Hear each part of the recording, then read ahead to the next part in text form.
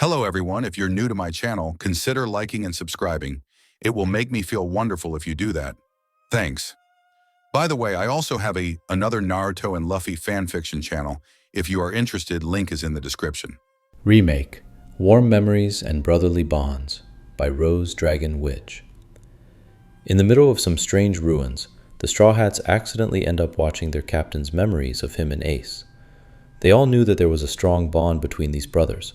Only now do they see how deep this bond was and how much pain had been caused. Adios. Luffy tearfully watching Shanks' ship disappearing over the horizon and the memory fading to black before anyone spoke again. That certainly explained much about Luffy, doesn't it? Robin said with a soft smile as everything went dark again. So that's why the hat means so much to Luffy, Chopper said, his eyes bright with unshed tears. He treasures it so that he can give it back to Shanks someday. A promise between real men.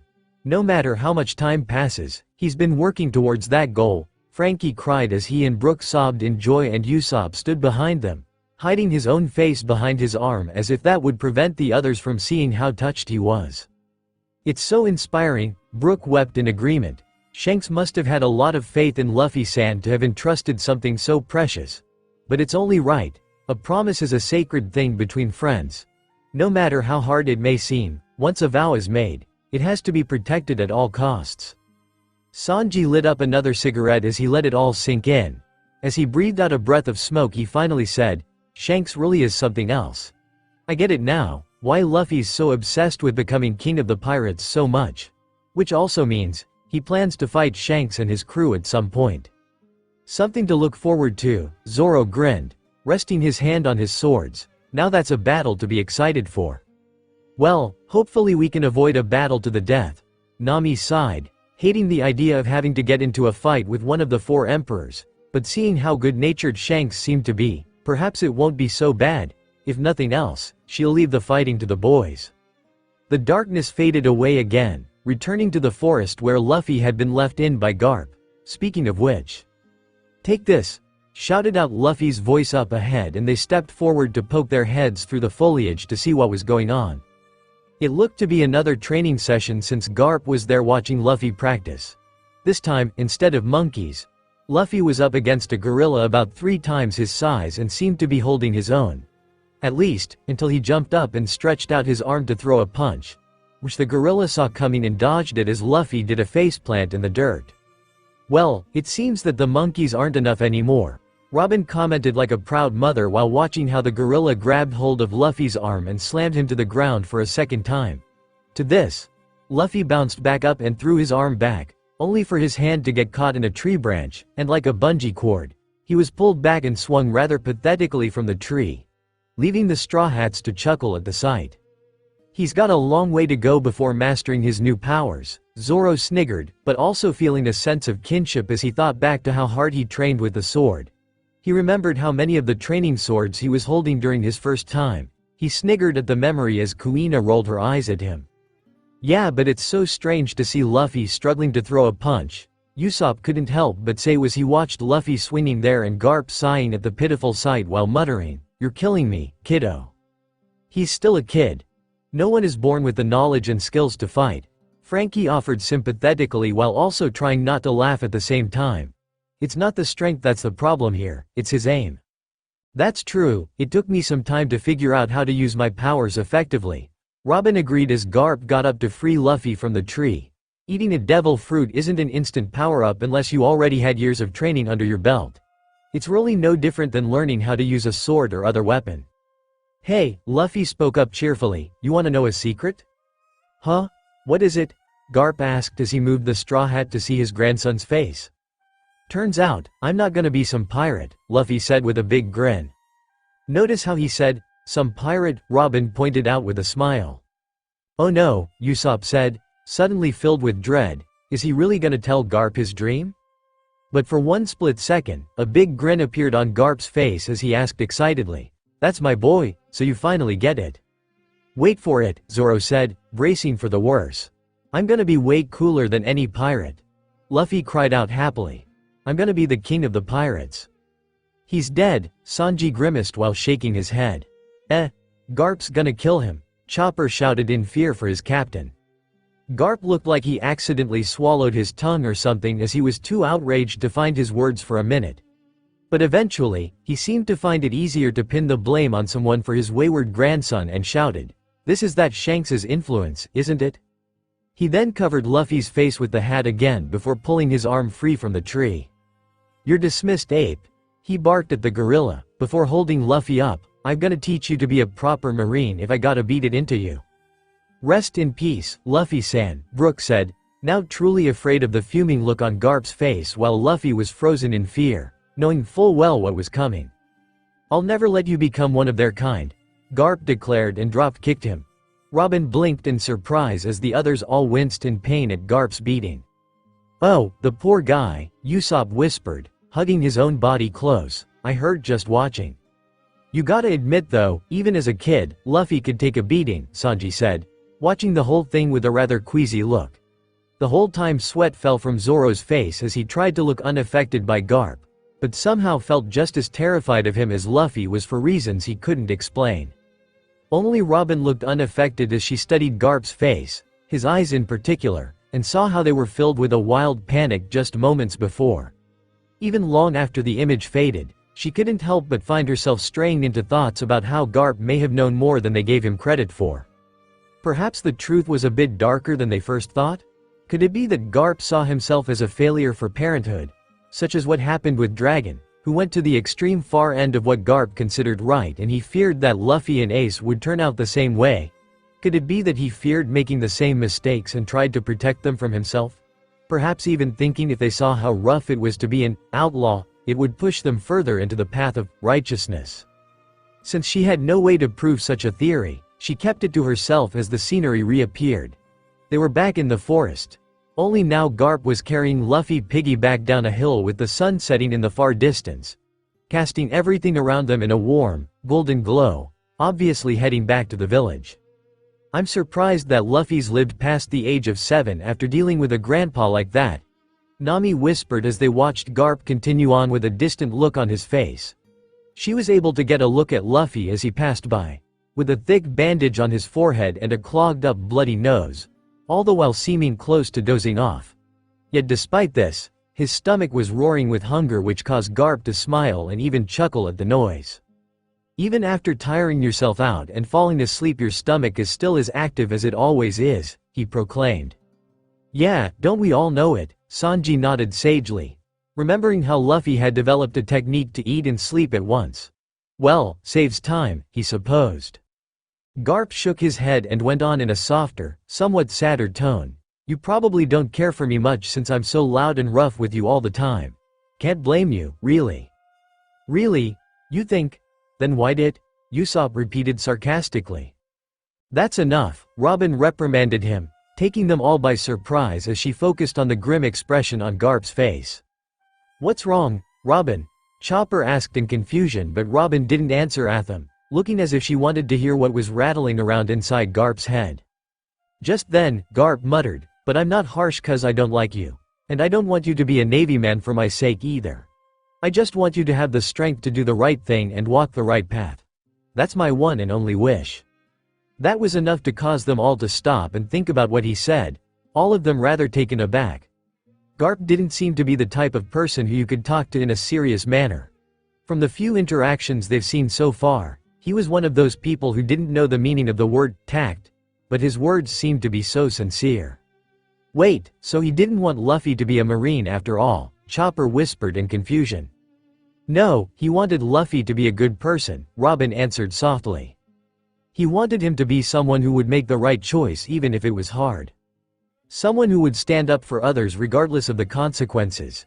If even half the rumors I've heard of him are true, Garp is a man who sticks to his principles no matter what. He does what he believes to be right.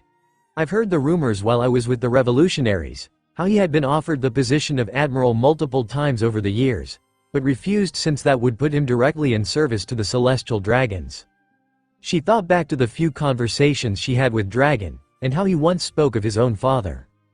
"From what I can see here, he seems content with his ranking as a vice admiral and believes make a difference even if he's not at the top," she finished. "In fact, one could easily argue he's more powerful than any of the admirals." "Wow, really?" Chopper asked in awe at the thought as she nodded. It's also said that he openly shows disrespect for the celestial dragons, but he's spared because of his achievements and popularity. He believes them to be corrupt and evil and refuses to serve them in any way, she explained. I think that his worst fear is that Luffy and Ace would have becoming people who would hurt innocent people like them. When you put it like that, I guess it makes sense, Sanji said, his hands in his pockets. After all, pirates are generally the cuddliest type of people you'll meet out there. And what grandfather in his right mind would want their grandson to become a wanted criminal? Even if that's his wish, that's not Luffy's dream, Zoro reminded them. Garp can beat his face into the dirt all he wants to, but that won't change anything. In more ways than one, Robin whispered, and they all looked at her as she explained, no matter how much Garp wants it, the fact is that Luffy is the son of the most wanted criminal in the world. He could never be a Marine even if he wanted. Well, I don't believe we need to worry anyway, Brook commented happily. Luffy-san may have a unique way of doing things, but I don't believe for a second he would ever become corrupted. He's too honest and good for that. Sanji laughed in agreement as he added, I think that's the one thing that we can all agree on.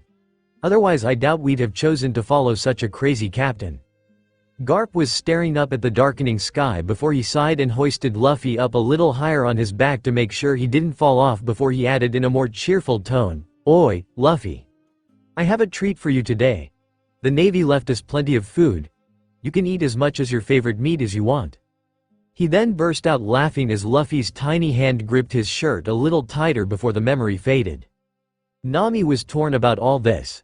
After hearing Robin's explanation, she felt like she understood Garp a little better and realized he had good intentions, but she didn't believe for a second that he was going about it the right way. Surely there was a more gentle way he could have explained all this to Luffy without the threats to his life? Perhaps some of her conflicted emotions showed up on her face, for Robin was looking kindly at her and whispered, I think that he's not someone who's good with his words, nor do I think he's someone who can express it in a way that we'd understand. Nami glanced back up as Robin finished. He does what he thinks is right, but I have a feeling that he has a much softer side than we give him credit for. Nami frowned, letting her words sink in even as the memory returned, and this time they were in an area that looked more jungle than forest like before. They all looked around, wondering where they were this time before they heard a loud cry of pain coming from the trees behind them. They all turned upon recognizing Luffy's voice as he shouted out, Grandpa, I already told you, I'm gonna be king of the pirates. Luffy, there is such a thing as self-preservation, Sanji muttered with a shake of his head. Even if you have no plans to change your dreams, you don't need to declare it to your Gramps every chance you get. Some people just never learn, Usopp muttered as Luffy soon appeared with Garp. Garp had an irritable look on his face as he carried Luffy by pinching his cheek. His rubber body was bouncing along as he slapped at his grandpa's leg to try and get him to let go. What do you mean, Pirate King? Garp bellowed, holding Luffy up a little bit higher to keep him from trying to hit him. I think he means the king of all pirates, Frankie explained happily, not sure if you heard of that. Looks like his gentle side is gone again, Nami asked with a little sweat drop about her head as Luffy continued to try and get Garp to let him go. I guess it was a while since that last memory. Garp ignored Luffy's protests as he went on, not only did you eat a devil fruit, but now you're spouting nonsense as well. Luffy, both you and Ace are destined to become great Marines. Not in a million years, Usopp laughed at the thought as they trooped behind the two. I think the Marines would be more afraid of him than any pirate. I mean, I can't picture seeing him waiting around for orders, can any of you? Nope, they all said at the same time before laughing. Damn it, Luffy whined as he continued to struggle. I'm made of rubber, so why does it hurt? Let me go, Gramps. If he's hurting him, I'm guessing that he's using armaments hockey, Sanji reasoned. Now that's a little harsh, Brook muttered, using hockey like that. Strange way to use it, but then again, it's not like there's that many options that can get Luffy to behave, Nami sighed. Leaving you in that peaceful village was a mistake, Garp said as they walked along a fallen tree that was acting as a bridge over a small river. Of all things, the Pirate King? Yes. Luffy cried out without any hesitation in his tone. You imbecile, Garp exclaimed, pinching his face harder just as Luffy reached out and grabbed one of the passing trees and wrapped his rubber arms all the way around the trunk as Garp walked on without any idea to what was happening. Becoming friends with that damn red hair Shanks is completely unacceptable. Grap's gonna regret that if he doesn't let go, Zoro said, seeing Luffy's body stretching out as Garp kept walking along. No way. He's awesome, Luffy started, still refusing to let go of the tree, and ended up uprooting it completely and snapping back so that it slammed to the back of Garp's head, causing him to yell out in pain and finally dropped Luffy. And I'm gonna be just like him, Luffy finished stubbornly, still hanging onto the tree like a monkey even after it had been snapped in two. Hey! Garp yelled at him furiously. Well, it's his own fault. Usopp laughed as he watched how Garp had to wrestle Luffy off the tree and finish dragging him onwards even as they continued to argue. But at least he wasn't subjecting Luffy to a hockey-infused pinch again. Look, you aren't allowed to go back to Windmill Village again. You hear me? You'll be living here with Deiden and the boys until you and Ace become strong Marines. Garp went on with Luffy walking beside him with a grouchy expression. Deiden? Luffy? That's right, Garp answered, and they could all tell from his tone that this was decided and no amount of whining or complaining was going to change it. From now on, this is where you'll be living. Huh? Luffy asked predictably, moving around to stand in front of him, getting ready to tell him what he thought, but Garp didn't give him the chance as he ordered, you're going to be living with these guys. Try to get along with them. He then punched him hard in the head as Luffy yelped out in pain. Yo ho ho ho, Brook laughed merrily. I think I now see a resemblance between them. Yeah, Nami answered him with a sigh while feeling the beginnings of a headache. I guess it's a family trait. Apparently, it's normal for them to make up their minds, and that's the end of it. As most of them continued on following, Zoro strayed behind slightly. He had paused when he saw a flash of something moving in the trees directly above them, but when he looked up, there was nothing there. At the same time, he noticed how the branches were swaying softly as if they had been touched by something just a second ago. Saw that too? Sanji asked him quietly, able to speak with him without anyone noticing as Luffy kept yelling at Garp to stop hitting him. Zoro nodded back carefully, his eye never leaving the tree until the branches became still once again. It was impossible to sense anything properly since this was just a memory, but he knew one thing for sure and whispered, someone was there. Sanji nodded in agreement before muttering, I thought so as well. Didn't get a chance to see who it was though. Let's just catch up to the others. As they did, they made it back to the group in time for Luffy to ask, Granddad, who's Ace? Upon hearing that, they all felt as if a bucket of cold water had been thrown over them as the atmosphere became extremely tense.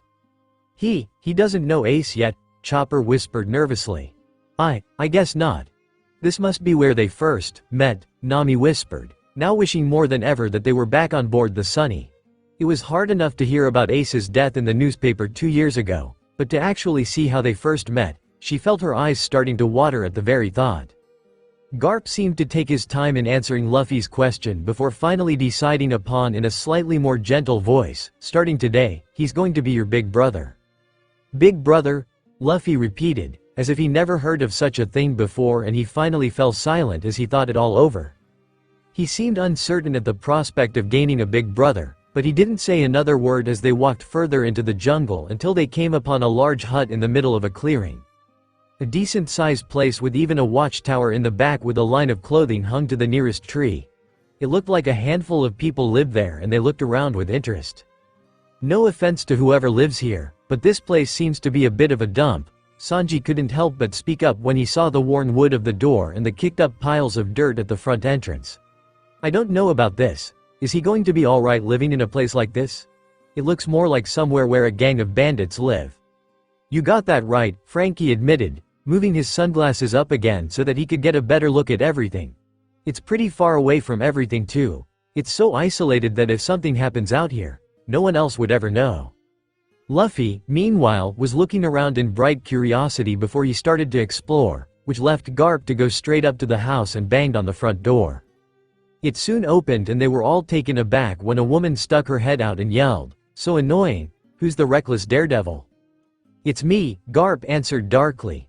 At his voice, the woman's eyes snapped open and she backed away in fear and stammering, Gee Garp-san.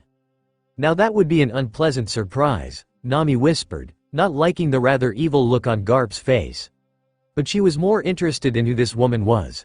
She was rather tall and overweight with long, orange, curly hair and a rather masculine face.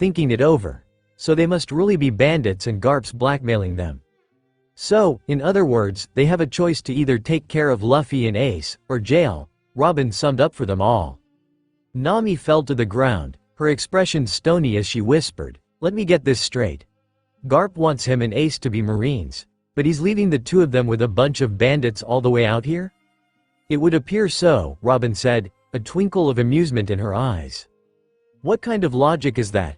Nami demanded loudly, wanting to tear her hair out just trying to come up with the mental gymnastics Garp went through to come to this conclusion. "It makes no sense at all." The chicken man scratched his head and admitted, "Well, true, I don't want to go to prison." The short man then voiced his own opinion by admitting, "But sometimes prison actually seems tempting. Our hands are full with just Ace." "Jail or raise Luffy and Ace?" Usopp said slowly, holding his hands up as if he was a scale to decide which he would rather do. "Yeah, I think I can understand." "Well, maybe not Ace," Chopper said, thinking back to that loving, kind older brother that made him so jealous of Luffy. He was so nice. Was all Frankie could come up with, frowning a little at the looks on these guys' faces. "Look, I never met him like some of you, but even I know that just because you're one way as an adult, doesn't mean that you were the same way as a kid. The way they're talking about him, it's like he's some kind of wild animal." "Well, how different could he be?" Nami asked with a shrug. Deiden suddenly demanded, "And now you want us to take your grandson too? I'm sure that kid's just as much of a monster, isn't he?" "What a crappy looking house," Luffy spoke up directly, and Usopp laughed at how the Luffy they all knew and loved was as blunt back then as he was today. Deiden had heard him and screamed, "You want to die, you brat?" But Luffy didn't pay her any attention when a pair of dragonflies buzzed by and Luffy was so distracted that he went chasing after them even as the bandits continued to argue with Garp. It honestly looked like they were starting to get somewhere after several minutes of fighting. At least until Luffy's angry voice cried out, "Hey! You, apologize? That's gross." Garp turned at Luffy's yell and a big grin appeared on his face as he called, "Oh, Ace." At that, the Straw Hats all immediately turned and froze at the sight waiting for them. A boy, looking no older than 10 or 11 years old, was sitting on the dead body of some kind of large animal. He had short, black hair that was as untamed as Luffy's and a splattering of freckles across his cheeks and nose. But there was a heavy frown to his face and his body was rigid as he glared down at Luffy with his arms folded and a bloody, metal pipe in his hands. But it was his eyes that sent chills up their spines. His eyes were dark and cold and filled with an anger that seemed so deep that it was beyond rage. He looked haunted as a malice of hatred seemed to radiate of him like frost so that area around him seemed like all the heat was sucked out. The Straw Hats stared at him as Nami slowly moved forward before croaking out, That's Ace." "He looks really scary," Chopper said, ducking behind Zoro, his fur standing on end from the cold of his eyes alone. "That's Luffy-san's older brother?" Brook asked in surprise, startled that any child could have eyes like that. What could have happened for him to gain such a troubled look? "No way," Usopp said at once, pointing wildly at him. "That can't be Ace, he's nothing like the guy we met." He could still remember the cheerful and confident young man they met back in Alabasta. The two were practically attached to the hip as they traveled across the desert together. Neither one seen without a smile when they were together and easily the best of friends. How could that person and this kid be the same? "Hey," Luffy called up again, with a glob of spit on his cheek as he glared back angrily, "Apologize." Ace didn't apologize though, he didn't even answer him. He just glared back coldly, as if daring him to take another step forward. Garp's heavy footsteps were sounded and they turned to see him standing next to Luffy and explaining to Luffy, "Luffy, that's Ace." He smiled up at Ace and finished, "He's 3 years older than you. Starting today, you're going to be living with these people, so you better get along, got it?" Called a loud voice from behind them. After seeing Ace, they completely forgot about Deiden and looked to see she was back on her feet as she demanded, "You just decided by yourself?" Luffy and Ace continued to glare silently at each other, looking as if they were about to attack until Garp bonked Luffy on the head and said harshly, "Try to get along." For a moment, it seemed Deiden and the boys weren't willing to give up without a fight as she demanded, "You think it's settled?" Well, Garp decided it was settled when he turned to give them all the evil eye and asked menacingly, "You have a problem?" It seemed that their fear of him overruled every other feeling and they sprang into salutes while reciting in terror, "We'll take care of him." Like he would have taken no for an answer, Frankie snorted. "My business here is done then," Garp said in satisfaction as the rest of them turned back to look at Ace, who still didn't say a word, as Garp promised to visit whenever he had the time. What about child support?" the rooster man called after him. "Put it on my tab," Garp called back, already heading back the way they came from. "This isn't a bar, you know," Dayton screamed after him before realizing she had his attention when he looked back and she quickly yelled out in a squeaky voice, "Welcome anytime." "He sure seems to have them well trained," Zoro answered, watching Garp's retreating back. "Yeah, but still I don't get it," Nami said with a frown and folded her arms. Just what was he thinking? Leaving his grandchildren here of all places? And with a family of mountain bandits to boot? What the hell made him think this was a good idea? Robin's thoughts carried her back to what she had been pondering earlier, but before she could voice them, the other two bandits were looking to Dayton and asking what they were going to do. In the end, she seemed too worn out to give it much thought and decided that they should just eat something and worry about it later. Looks like we just learned where Luffy got his idea that eating a meal solves everything, Sanji said as he watched as Ace jumped down from his kill and slowly walked towards Luffy. To be fair, a good meal often does seem to fix most problems, Usopp offered, determined to bring some kind of humor to this uncomfortable mood.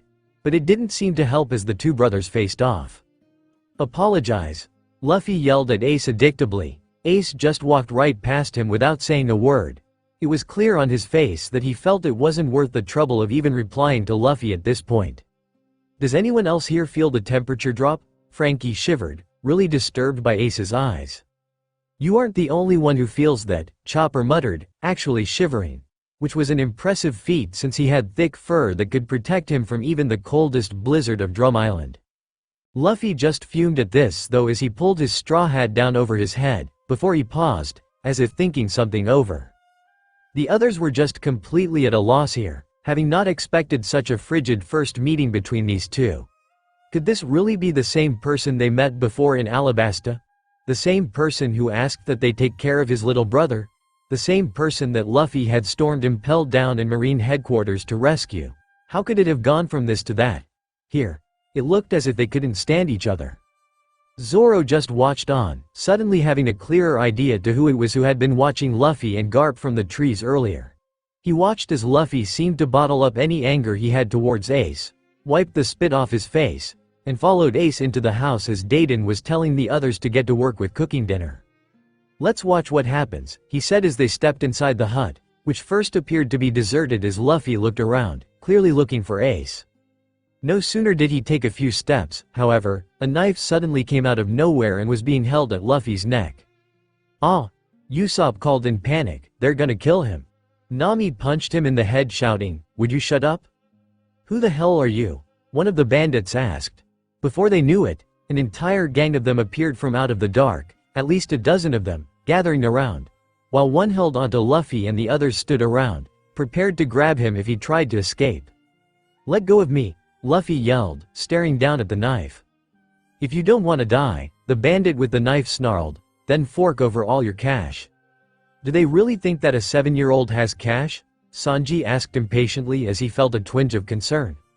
"Luffy-san doesn't have much luck with bandits, does he?" Brook asked worriedly as Luffy tried to explain that he didn't have any money. "Then call your parents and make them bring some," another bandit demanded impatiently. "I've only got Granddad," Luffy explained, his eyes never leaving the knife. "Then call your Gramps here," a third bandit barked. "What's his name?" "They're in for a nasty surprise," Brook said, thinking of how badly the other bandits reacted when they saw the old man. "Garp-san," said a familiar voice. The lights suddenly brightened as the door opened and the little man with the dictionary from before was there. The eyes of the other bandits opened wide in horror as sweat poured down their faces when they heard that name, and the one holding Luffy croaked out, "This kid is. He's gonna live with us from now on," he finished as if speaking a death sentence. That was when every single bandit seemed to come out of the woodworks and cried out in panic, all of them rounding on him, demanding to know why they agreed to this arrangement and that this wasn't a nursery school. Some were even yelling out to Dayton, calling her spineless, before she appeared with a giant plate of cooked meat and yelled, Shut it, US bags. After that came dinner, which they all set upon the food like a pack of wild animals. They were all fighting tooth and nail over a portion of the food, even kicking and shoving others out of the way. Such savages, Sanji snarled at the sight as two bandits had gotten into a literal fistfight over one particularly large piece of meat. Even pigs have more manners than these barbarians. If this is where Luffy grew up, no wonder he has such deplorable table manners. It's wild, Frankie snorted with laughter. Reminds me a bit of my boys back in Water 7. Wonder how they're doing. Forget table manners, I think I understand why Luffy eats like there's no tomorrow, Nami said as they all sweat dropped, watching them all eat and fight with each other. In this house you have to fight just to get fed. And if you don't, you go hungry. Zoro finished as little Luffy raced over, hoping to get a portion, only to be stepped on and forced off to the side like a kicked puppy. Seriously, this is no environment to raise a child, Nami grumbled, folding her arms in anger as she felt her heart going out to Luffy's hungry face. In the end, it was Luffy, Ace and Deiden who were sitting around a fire in the center of the room. Ace was devouring some of the meat he stole earlier, while Deiden sipped some sake. Luffy frowned at the small bowl of rice in his hand before looking hungrily over to Ace's portion. Was that all he could get? Usopp asked with wide eyes. That's not even a mouthful for an adult? Sure enough, Luffy was able to swallow the bowl's contents in one bite before barking at Deiden that he wanted more. When she ignored him he repeated, "Pops, I want another bowl." "I'm a woman," Deiden yelled at him. Chopper looked confused and gasped out, "She is?" "Yeah, I can see where someone might make the mistake," Frankie agreed, looking at her up and down. "Kid, don't you realize where you've been left?" Deiden barked at Luffy. "No," was his blunt answer. "Then I'll tell you," Deiden said as a rather horrid grin appeared on her face, clearly trying to scare him before bragging proudly. "This is the hideout of the mountain bandits who rule Mount Corvo, the Deiden family." "Mount Corvo?" Robin repeated in surprise, the name ringing a distant bell in her memory. "You've heard of it?" Nami asked, getting everyone's attention. "Only by name," Robin admitted, frowning a little. "If what I'm thinking of is right, then Mount Corvo is part of the Goa Kingdom on Dawn Island." "Dawn Island?" Chopper repeated, "so this is where Luffy was born?" "Like I said, I only know the rumors," Robin said, her hand up and under her chin, a sign she was already deep in thought. "So I can't be completely sure, but if I'm right, they say that Goa Kingdom is supposed to be the most beautiful and cleanest kingdom in the entire East Blue." "What?" Sanji asked startled. "You mean Luffy came from a place like that?" "You sure don't expect to hear that," Usopp said. His face shone nothing but disbelief as he looked back to the bandits who were still gnawing on the bones of their meals like dogs. "I mean, this place and that windmill village sure didn't seem like anything to brag about. You sure you're thinking of the right kingdom?"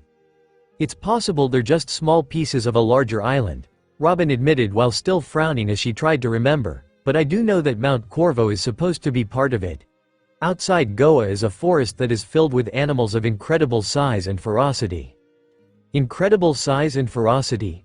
Zoro repeated with an eyebrow arching in interest. "Just what do you mean by that?" But before he could answer, Luffy was frowning heavily at Deiden before saying, "Mountain bandits? I hate mountain bandits." "Can't blame him for that," Usopp said nodding. "I mean, he was almost eaten because of the last one he met." "To be fair, that was partially his fault," Sanji shrugged. "Shut it, you damn brat," Deiden yelled at him. "It's already a pain in the ass raising you. If you don't want to be here, that's fine by us. Just go somewhere and die like an animal." "Well, that's rude of her," Brook muttered. "She can't be serious about that, can she?" Chopper asked them, gulping painfully at the thought, his thoughts straying back to what Robin just said about the animals of incredible size and ferocity. "Sure doesn't sound like she's joking here," Zoro offered with his eyes narrowed. Now, boss," the chicken man, who they found out was named Magra, spoke up attempting to calm Deiden down. "But I'm still hungrier," glancing up at all the meat that Ace was scarfing down and began to drool with longing as he pointed to his food. "I want some of that meat." Deiden then began to tease Luffy with said meat, with her only to pull away when Luffy tried to take a bite out of it, so he chomped down on nothing but air. That was when she explained to him that the reason Ace got so much was because he hunted this meat, and since he shared it with them, that was why he had a place at the table. "The life of a mountain bandit is harsh," she warned with another nasty grin. Starting tomorrow, we're going to work you half to death, cleaning, laundry, shoe and weapon polishing, theft, looting, swindling, and killing, and listen, you're not gonna say a single word to Garp about the stuff we make you do. Why do I get the feeling that's not what happened? Frankie asked while Robin giggled and Brooke laughed. 1 bowl of rice and 1 glass of water a day, Dayton continued, with an air of smugness, and she even paused to see if he would start crying before finishing. That's all I'm giving you. Anything else you'll have to get for yourself. You'll have to raise yourself to be strong. All right, Luffy said, causing Dayton to fall face first onto the floor. You're fine with it? She cried startled. You should be crying by now. Luffy didn't look the least bit bothered by anything she said as he answered. Granddad threw me into the jungle once. Earthworms, snakes, frogs, mushrooms. If this is a jungle then I'll be just fine. Usopp started turning green at the thought. Oh, man, how can anyone live on that stuff? Wow, so even back then he had a stomach made of scrap iron, Sanji said impressed. No, that's me bro, Frankie said, knocking on his own stomach so they could hear the pang of metal. But mushrooms, Usopp repeated shaking his head. He had always hated mushrooms, after having eaten a poisonous once when he was younger. Really? That's the part that makes you feel sick? Nami asked with a shake of her head. Besides, Luffy carried on, I'm gonna be a pirate someday, so I've got to deal with at least this much. What does he think pirates eat? Usopp demanded. Like we have to live off the land and leftover scraps. Oh please, not while I'm here, Sanji countered proudly. Assuming you don't kill us first with the crap you call food, Zoro whispered behind him. Hell no. You did not just insult my cooking, Sanji roared at him and the two were growling at the other as half the crew looked ready to force them apart. During that time, Ace looked over at Luffy for a brief moment when he heard the word pirate, but didn't say anything as he stood up and headed to the door, obviously finished with his food. Upon seeing leave, Luffy also leapt up and followed Ace as the other bandits tried to pull Dayton's head out of the floor. Why do I think this isn't a good idea? Nami asked, still disturbed by Ace's attitude as Luffy nodded determinedly before pushing the door open. Hey! Luffy called again while chasing after Ace. Wait up! Hey! Ace finally turned around and glared down at Luffy with those angry-looking eyes. He's creeping me out now, Usopp whispered quietly. It feels like he's going to attack him if he gets too close. What on earth could a child have gone through to have earned eyes like those? Brooke asked softly, feeling a deep sense of sorrow. This wasn't normal, only someone truly tormented on the inside could have such eyes. But Luffy didn't seem to notice as he waved and called up happily, I'm Luffy. I'm not angry that you spat at me anymore. It's nothing to get worked up about, let's be friends. Why does that sound familiar? Chopper asked, tilting his head as he thought it over, knowing that he heard something like that before. Because it sounds like something Shanks would have said, Robin pointed out gently. Well, I guess he could have had worse role models, Sanji smiling in spite of himself.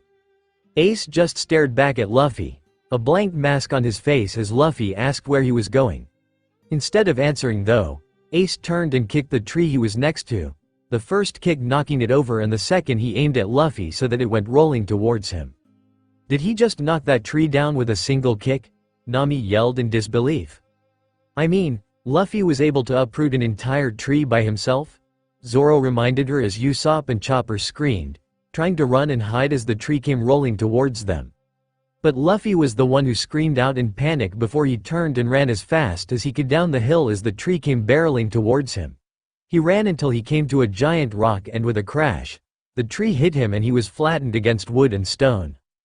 As Luffy whimpered on the ground, there was stunned silence all around them before Robin spoke up, still watching Luffy trying to pull himself out from under the tree.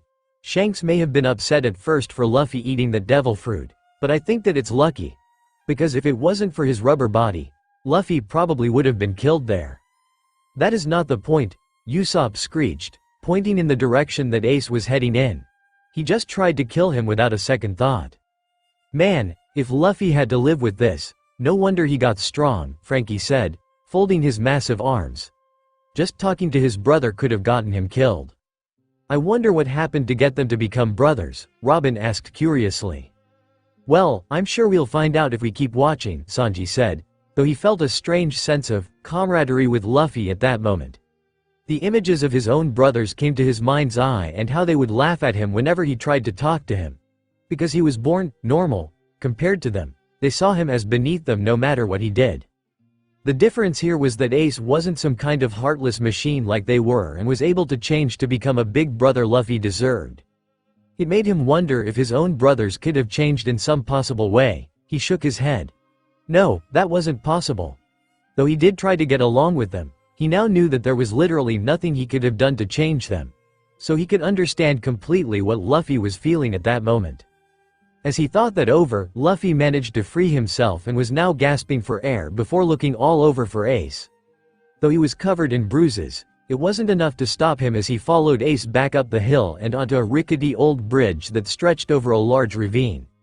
Ace was already halfway across by the time that Luffy caught up.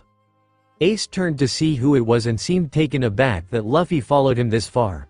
It quickly vanished though, replaced with an annoyed frown as he turned and began to walk toward Luffy who was gasping for breath. Luffy, Usopp called, despite knowing that he couldn't hear him. Please, listen to reason for once. You really should move back, he doesn't look like he wants to be your friend.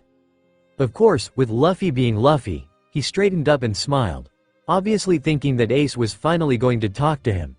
But the Straw Hats noticed the hand that held the metal pole tightening and he charged forward, striking Luffy hard enough to knock him off the bridge.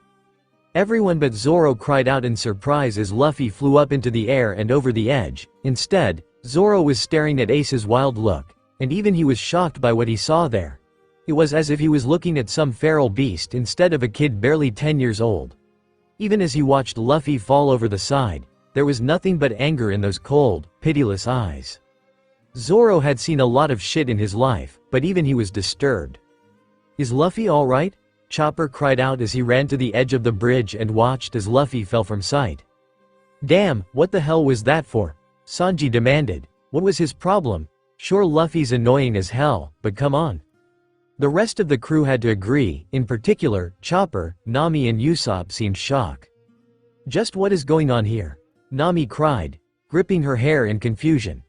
A normal person could have died from a fall of that height and he didn't know about Luffy's devil fruit powers, right? Robin merely sighed softly as they looked to her and the memory faded around them so that they were in the darkness again. I don't think he was going to go as far as to try and kill him. Could have fooled me, Zoro said, still shocked by those cold eyes. I've seen less obvious murder attempts. The memory soon returned, but it looked to be the middle of the night. With the light of a moon overhead, they looked around to see that they were back in front of the bandits' hideout. Through the shadows of the trees they saw a small figure stumbling through, not realizing it was Luffy until he was just outside the front door, but he looked as if he just crawled himself up from the depths of hell. Any part of his body that wasn't scratched or bruised was covered in dirt and blood. There was even a deep cut on his forehead that was still bleeding, while his clothes were torn to shreds.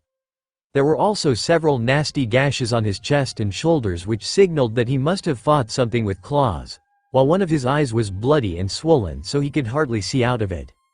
At the sight of him, Chopper instinctually ran towards him, already reaching for his medical bag on his back before he ran right through him as Luffy staggered towards the hut. My god! What the hell happened? Usopp gulped, both dying to know the answer but terrified at the thought. When Luffy was close enough, a white dog that was sleeping outside woke with a start and began barking at the intruder. A few minutes later, the little man called Dogra looked out sleepily to tell the mutt to be quiet before he saw it was Luffy and called to Dayton in a wild panic. Rather than fussing over Luffy though, they were more shocked to see that he came back alive at all, even asking where he disappeared to. You can ask questions later. He's hurt, Chopper yelled out in fury. You have to hurry up and treat him. Some of those cuts look like they're already infected. Looks like they could care less, Frankie said, shaking his head as Magra tried to calm Dayton down and asked in a more gentle voice to Luffy where he had been all this time. It's already been a week, Dogra added, looking stunned that Luffy came back at all. Wait, he's been gone for a whole week? Brook yelled out in surprise. I guess he just got lost trying to find his way back up the cliff, Zoro said lightly. That's rich coming from you, Mosshead, Sanji said in disgust. Did you say something, you crappy cook? Zoro growled at him. I was chased around by wolves at the bottom of the valley, explained Luffy tiredly, his face stretched out by Dayton and putting an end to Zoro and Sanji's argument before it started. Chased by wolves for a whole week? Squeaked Usopp, his jaw falling open. I think he left out some major details, muttered Sanji, looking around for Ace, but seeing no trace of the sociopath. The bottom of the valley? Dogro repeated in shock, why'd you go there? Well, it's not as if he went down there on purpose, Usopp stated in annoyance. Luffy didn't seem to be able to answer, or rather, he didn't seem to want to answer to that. Why doesn't he tell them that Ace knocked him down there? Chopper asked. Knowing Luffy, he'll have his reasons, Nami asked, her hands on her hips. But seriously, that Ace really is out of control. I can see why they wanted Garp to take him. Besides, you really think they'd punish Ace for that? Frankie added with a roll of his eyes. They'd be too scared that he'd do the same thing to them, my bet. Well, in any case, it's a good thing he's safe, Dogger said to Dayton. The hell it is. This just means that the troublemaker had returned, Dayton shouted annoyed, picking up Luffy by what was left of his shirt as she dragged him inside. They followed as she carried Luffy to a door they didn't notice before, with her stepping over the sleeping bodies of the other bandits, to a room that was hardly bigger than a closet. Inside, they saw Ace sleeping on the floor with a couple blankets before she dumped Luffy next to him. Go to sleep for now, we're putting you to work tomorrow, said Dayton before closing the door with a snap. Luffy was so tired that he shut his eyes and was out at once, and that was the end of the memory as the darkness returned. They didn't treat his wounds, Chopper roared out, accidentally taking his heavy point form in anger.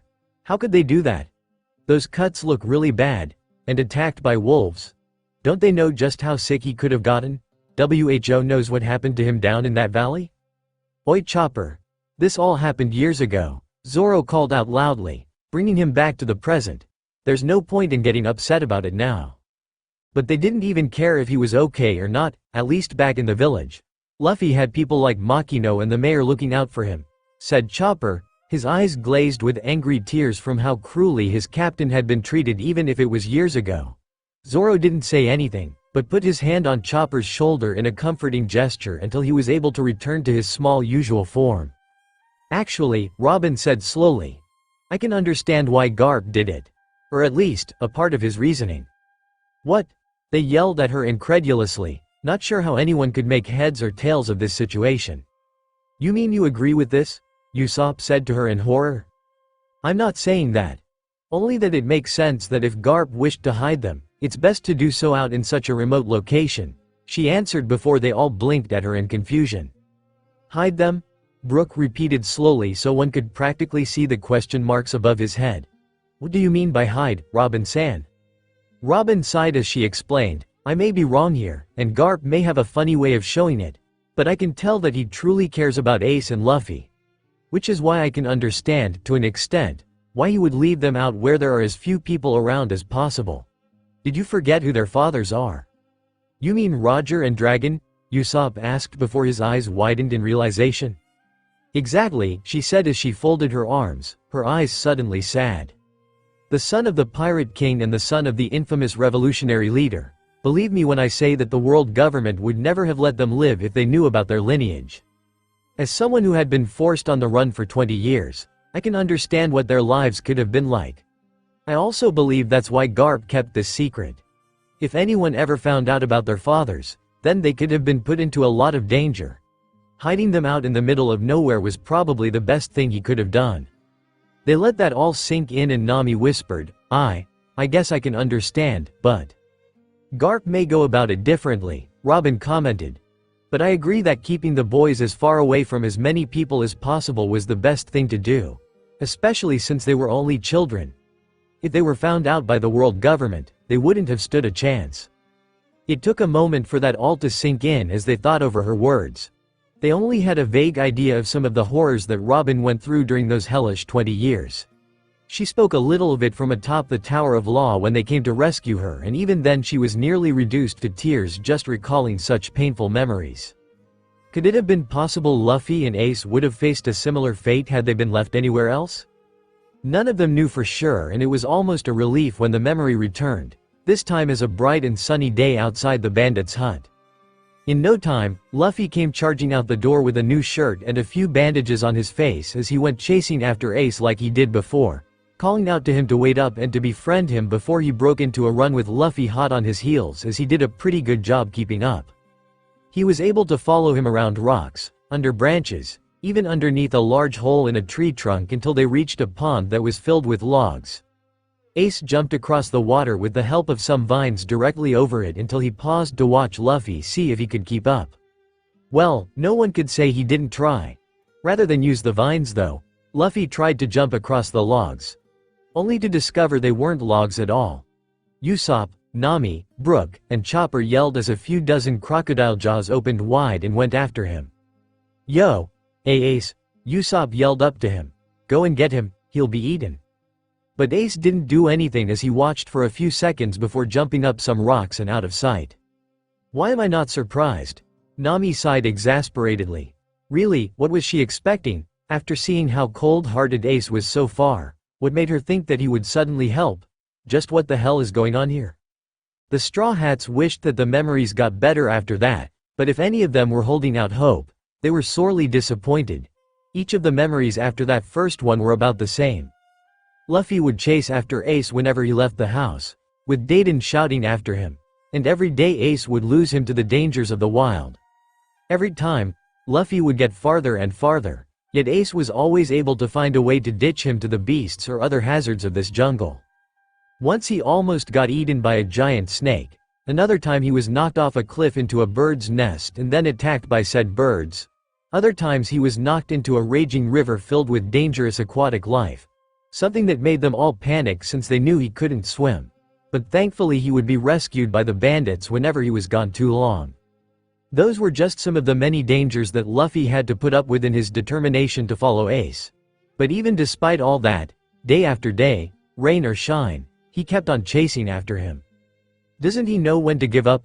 Usopp yelled out after seeing Luffy getting attacked by hornets after Ace threw their hive at him. "You'd think he would have had enough by now." "Of course not," Frankie said, shaking his head. "But why is he doing it?" Nami demanded, completely at a loss to why Luffy was so set on chasing Ace. "What's the point if he's going to keep getting hurt? I think it's quite clear by now that Ace doesn't want anything to do with him." "Oh, I can think of one reason," Robin said softly. "Really? What?" Nami asked in surprise as Robin watched the familiar sadness in Luffy's eyes each time he was forced to return to the bandits alone. Robin didn't answer right away, merely shaking her head as the next memory came, with Luffy at it again even though it was raining. This time they were in a much thicker part of the jungle, with Luffy staring around for some kind of clue as to where Ace was as he muttered to himself, "Damn, I lost him again. Ace sure is good." "Why is he praising Ace after all that?" Usopp asked as he laid down, feeling so exhausted after just watching all that.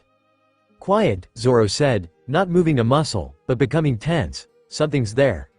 "Something big," Sanji agreed, looking over his shoulder just as everyone perked up, wondering what could be happening next. When they looked to the shadows of trees, something was clearly there through the thick plants. Luffy heard it too and turned excitedly, thinking it was Ace, until lightning flashed overhead and what they saw made Brook and the weakling trio scream out in terror. It was a tiger, but not just any tiger, the biggest tiger any of them had ever seen, as it was as big as a building. Luffy was hardly bigger than one of its claws as the enormous beast lumbered forward while Luffy screamed in fear and fell back, too scared to move as it came closer. "What's up with this forest?" Usopp yelled out as Chopper screamed in terror. "It's not normal." "I told you," Robin said, watching as calmly as always. "This place is filled with beasts of unnatural size." Zoro and Sanji saw something move above them and looked up to see Ace crouching by a bush on a higher part of a cliff as he watched the scene unfold. This time it was different though. A look of alarm was on his face as he bit down on his thumb, as if wondering what he should do. Zoro raised his eyebrows, wondering if that was actually a flicker of concern on his face. The tiger lunged forward, and Ace had gotten up with the pipe tight in his hand, causing the two to blink in surprise. Was he? But suddenly behind them, they heard another roar and looked up to see a giant bear there with a jagged scar over its eye lumbering from the shade of the trees. "Where'd that thing come from?" Frankie cried, wondering how anyone could have missed seeing these behemoths. Even with these enormous trees, how could you not see them coming? Oh, I see that the tiger was after the bear and the bear was defending part of its territory, Robin said reasonably, as if this explained everything. Yes, but now, Luffy's right BGETWEEN them, Usopp yelled.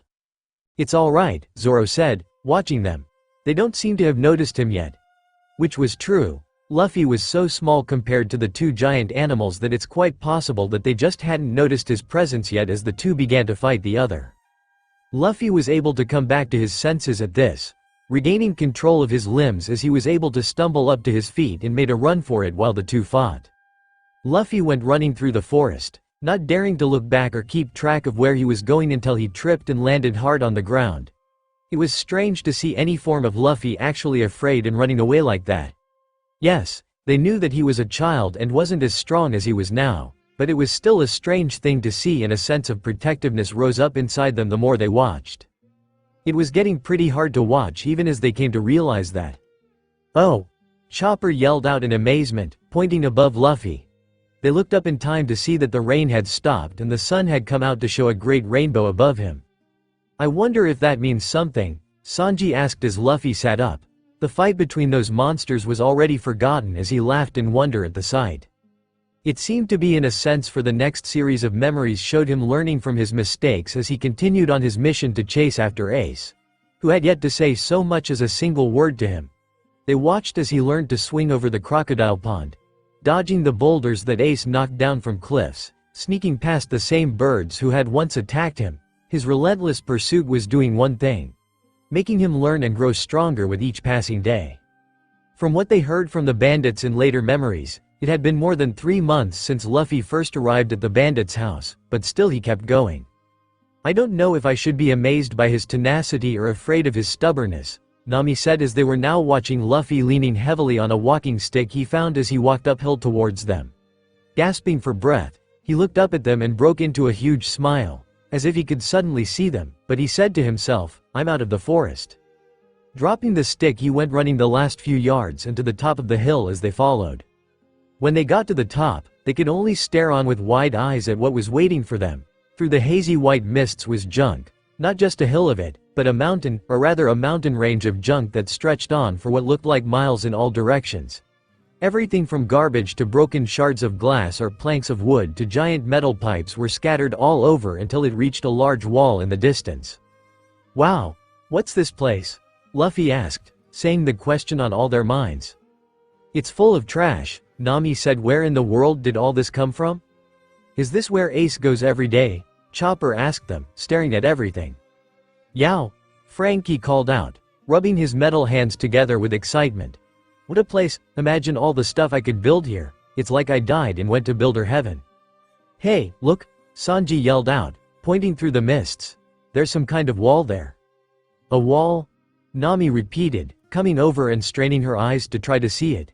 As the afternoon sun shone through the fog, it gradually became clearer and she was able to make out what seemed to be rolling hills of junk where worn out, makeshift hovels were set up. People could be seen as the size of ants from up here, but beyond that, where the scrapyard ended, she could see a massive wall where the very tips of colorful roofs could be seen. That was when she put 2 and 2 together. I see how it is, Nami said, frowning. That must be where the rich live, and everyone else is cast out here with whatever junk they don't want. Robin frowned as well when she looked up at the wall to add, I can only assume that is Goa proper. I've heard more than a few unsavory rumors about them as well. If they're true, I hate to see what the people are like. Huh?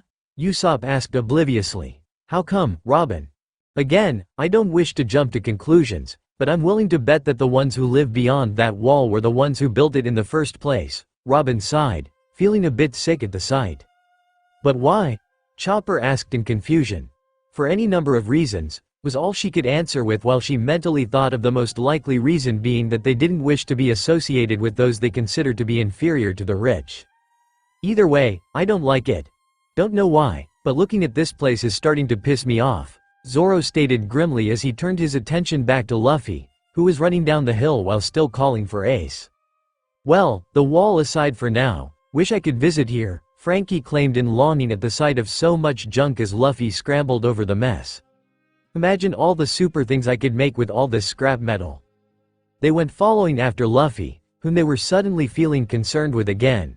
It was a struggle to keep Luffy safe in such unfamiliar, sketchy locations when one of them was with him, but here he was on his own.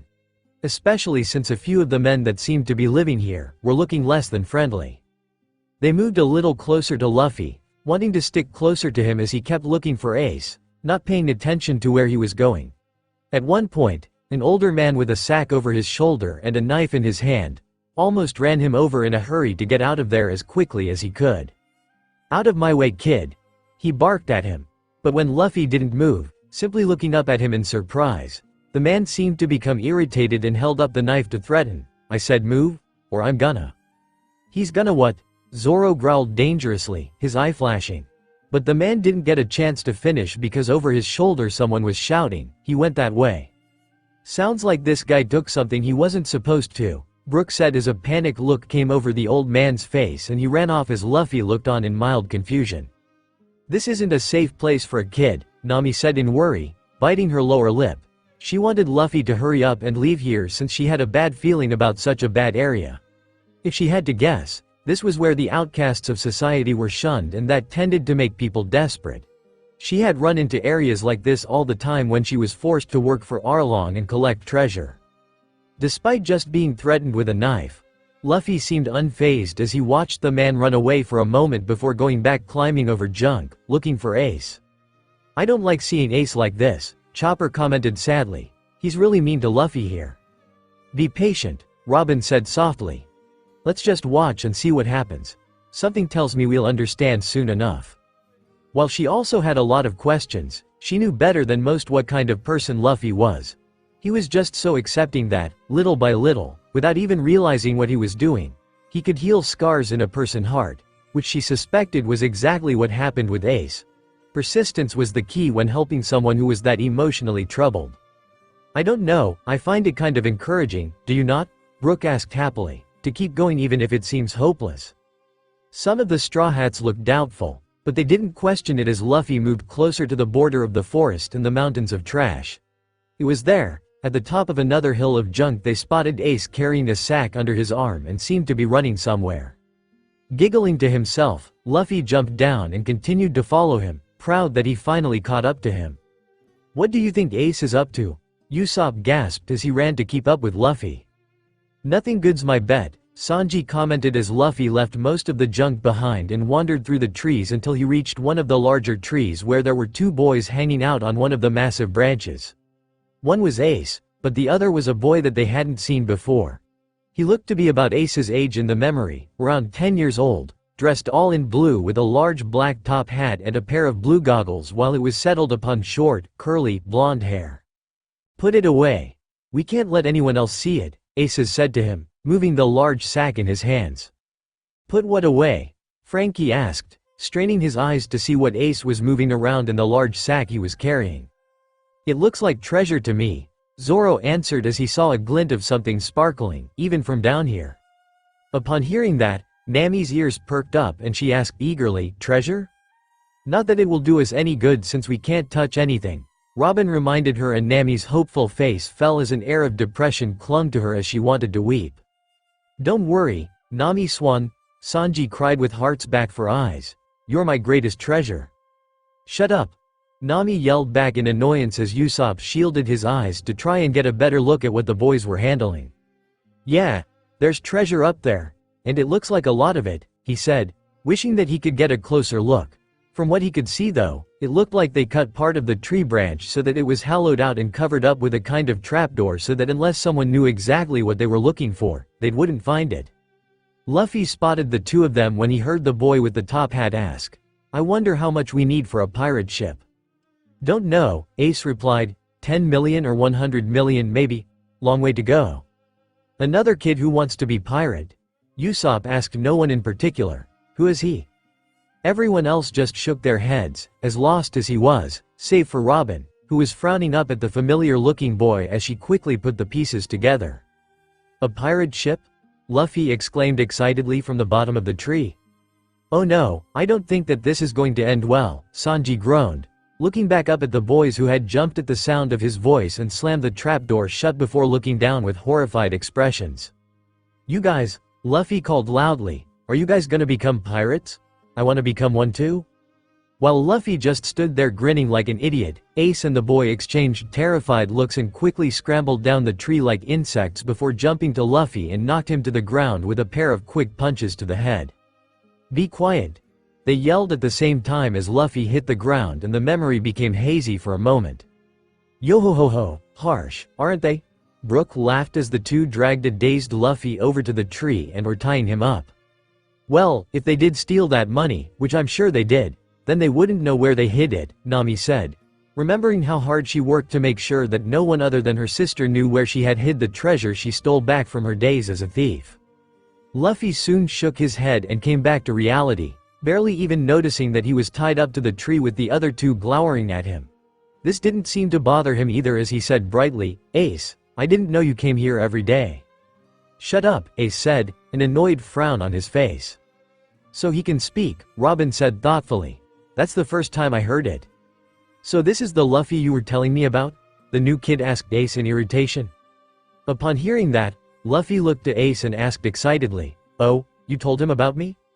"I told him how annoying you are," Ace answered in a bitter voice. "He also told me you're empty-headed," the boy added, but Luffy just laughed. "Oh yeah?" he asked, clearly not upset. "Doesn't he realize what they just said?" Zoro asked, raising an eyebrow. "I doubt it. He never does," Nami said with an affectionate smile. "Or at least, doesn't care what they say. Luffy's like a puppy sometimes, he doesn't really pay attention to what someone says about him but he's just happy to be around other people." "You don't even realize that we're dissing you, do you?" the new boy demanded as Ace shook his head. "He finally followed me all the way here," he grumbled, as if he couldn't believe it. "I didn't take any of the walkable routes either."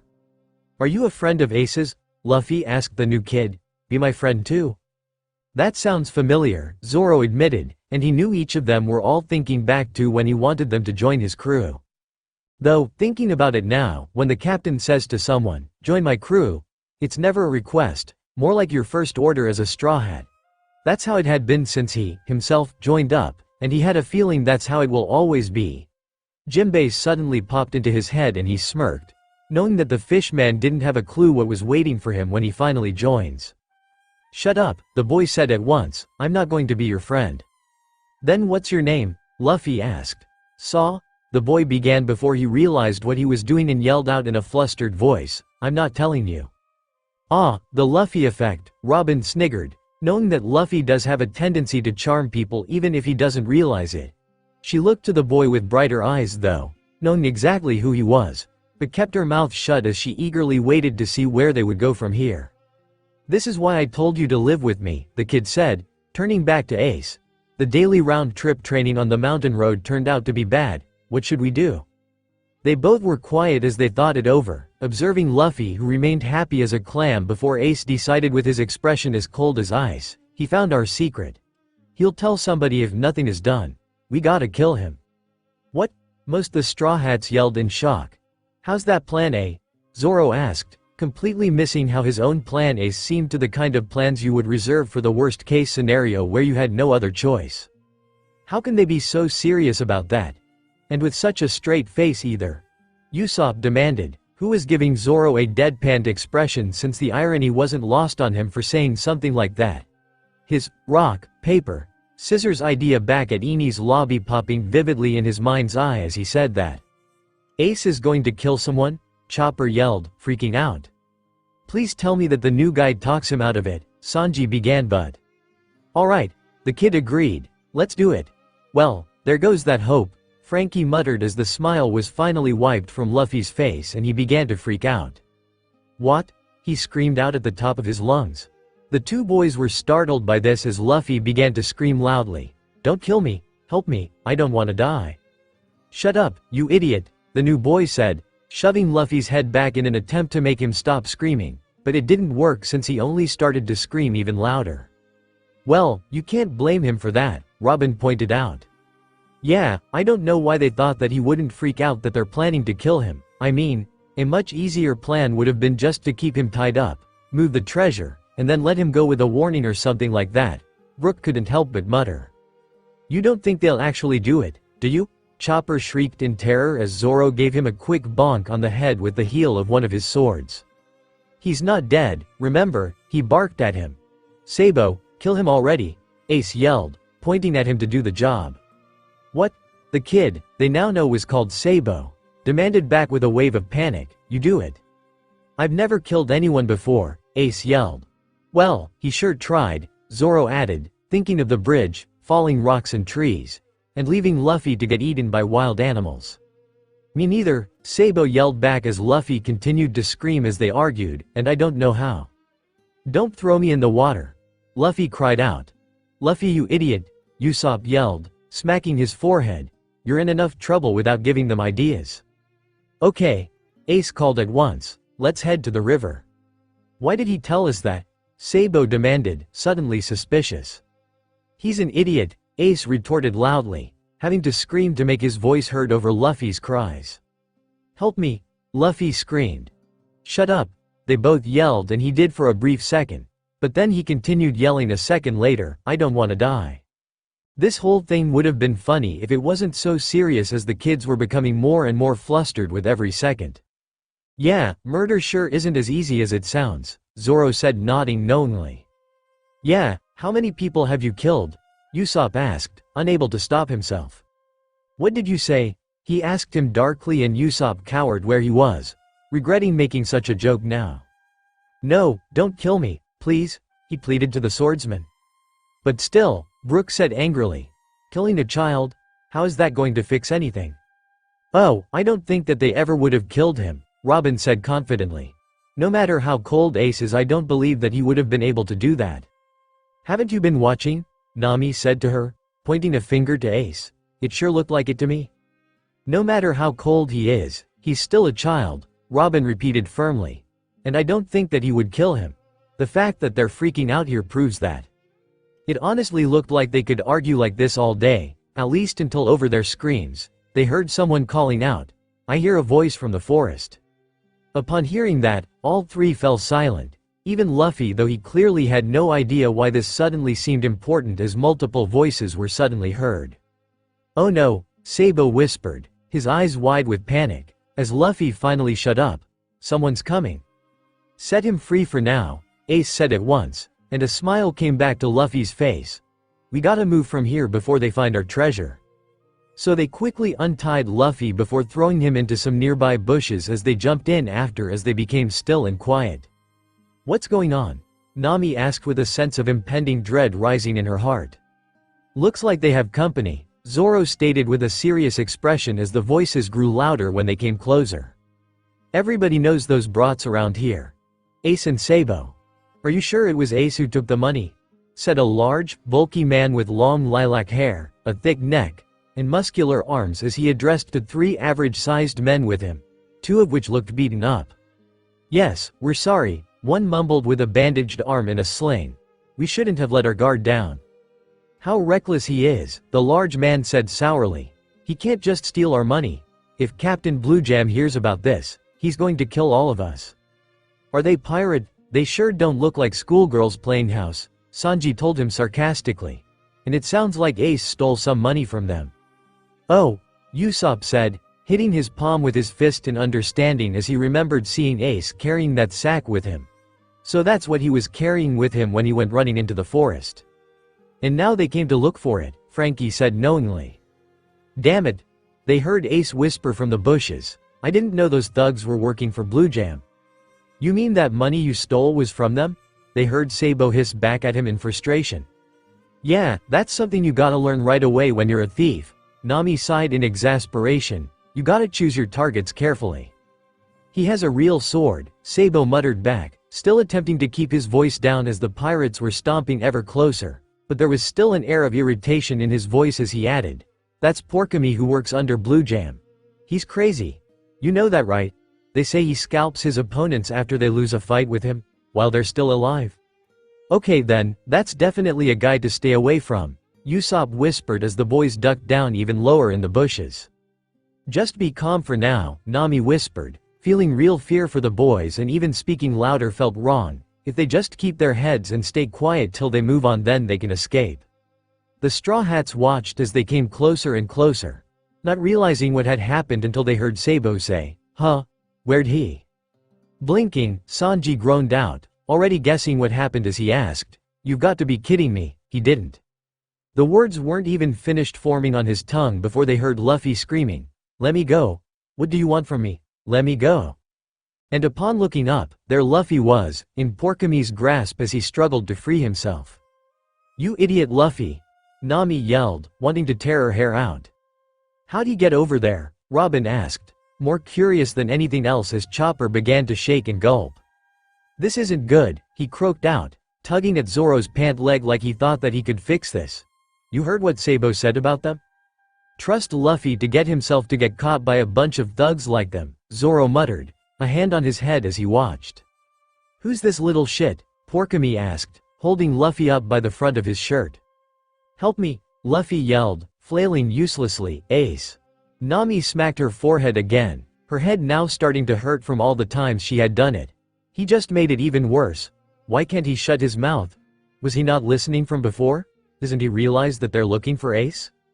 He might have just written his own death warrant, Sanji whispered, letting his cigarette die down after being smoked to the very tip, and began looking for his lighter to light another. "What? No," Chopper yelled, already freaking out. "You mean they're going to kill him?" "Yeah, and unlike Ace and Sabo, they'll actually follow through with their threat," Frankie said as Chopper screamed even more and Zoro gave him another bonk on the head. "Well, seeing how we just saw Luffy this morning at breakfast, I'm guessing that he survives," Zoro said, but he was frowning heavily in worry, knowing that there was no way this could end without something bad happening. "Yeah, but I'm willing to bet that Luffy just got himself into a shitload of trouble," Frankie answered back. Interest flashed across Porkami's face and he pulled Luffy up a little closer as he asked, "Did you just call for Ace?" "Just say no, Luffy," Usopp called, hoping against hope that Luffy would play it smart just this once. "So what?" Luffy asked, not at all intimidated by the glare, and Usopp lowered his head in defeat, privately thinking the kid truly had a death wish. "Do you know Ace?" Porkami asked. "I'm his friend," Luffy said at once before he blinked and added, "Oh, but he did just try to kill me." "Yeah, call me crazy, but the last time I checked, your friends don't try to kill you on a daily basis," Sanji said to himself. "That idiot." They heard Ace whisper from in the bushes, sounding close to losing it. "What a big mouth." "I don't know if you know about this," Porkami went on to Luffy, "but your friend stole some money from us today. You don't know where it is, do you?" Luffy's face went blank as the Straw Hats all glanced at each other, knowing that he knew exactly where that money was, and it was all right above their heads. All he had to do was tell them and they'll let him go, but... "So what do you say?" Porkami asked him coldly. Just then, Luffy looked away, puckering his lips and whistling, "I don't know." "Luffy, if you're going to lie, at least let someone who does it for a living do it," Zoro said, clapping a hand on Usopp's shoulder. "Yeah. Hey, wait a minute, you son of a..." Usopp snapped as he smacked Zoro's hand away. "You know, it might benefit us if we taught Luffy maybe a little bit on how to lie," Sanji offered slowly. "That might be a good investment for the future. I mean, he doesn't necessarily have to lie, per se, but maybe find a way to not tell the truth so often," Nami asked thoughtfully. "He's too honest for his own good. He can't lie to save his life." All right, Porkami said with a rather evil grin on his face. "If you don't know, then it can't be helped." "Oh," Chopper called out happily, "so they're letting him go?" "Of course they won't," Usopp shouted at him. "He has information that they want. Do you honestly think that they'll let him go?"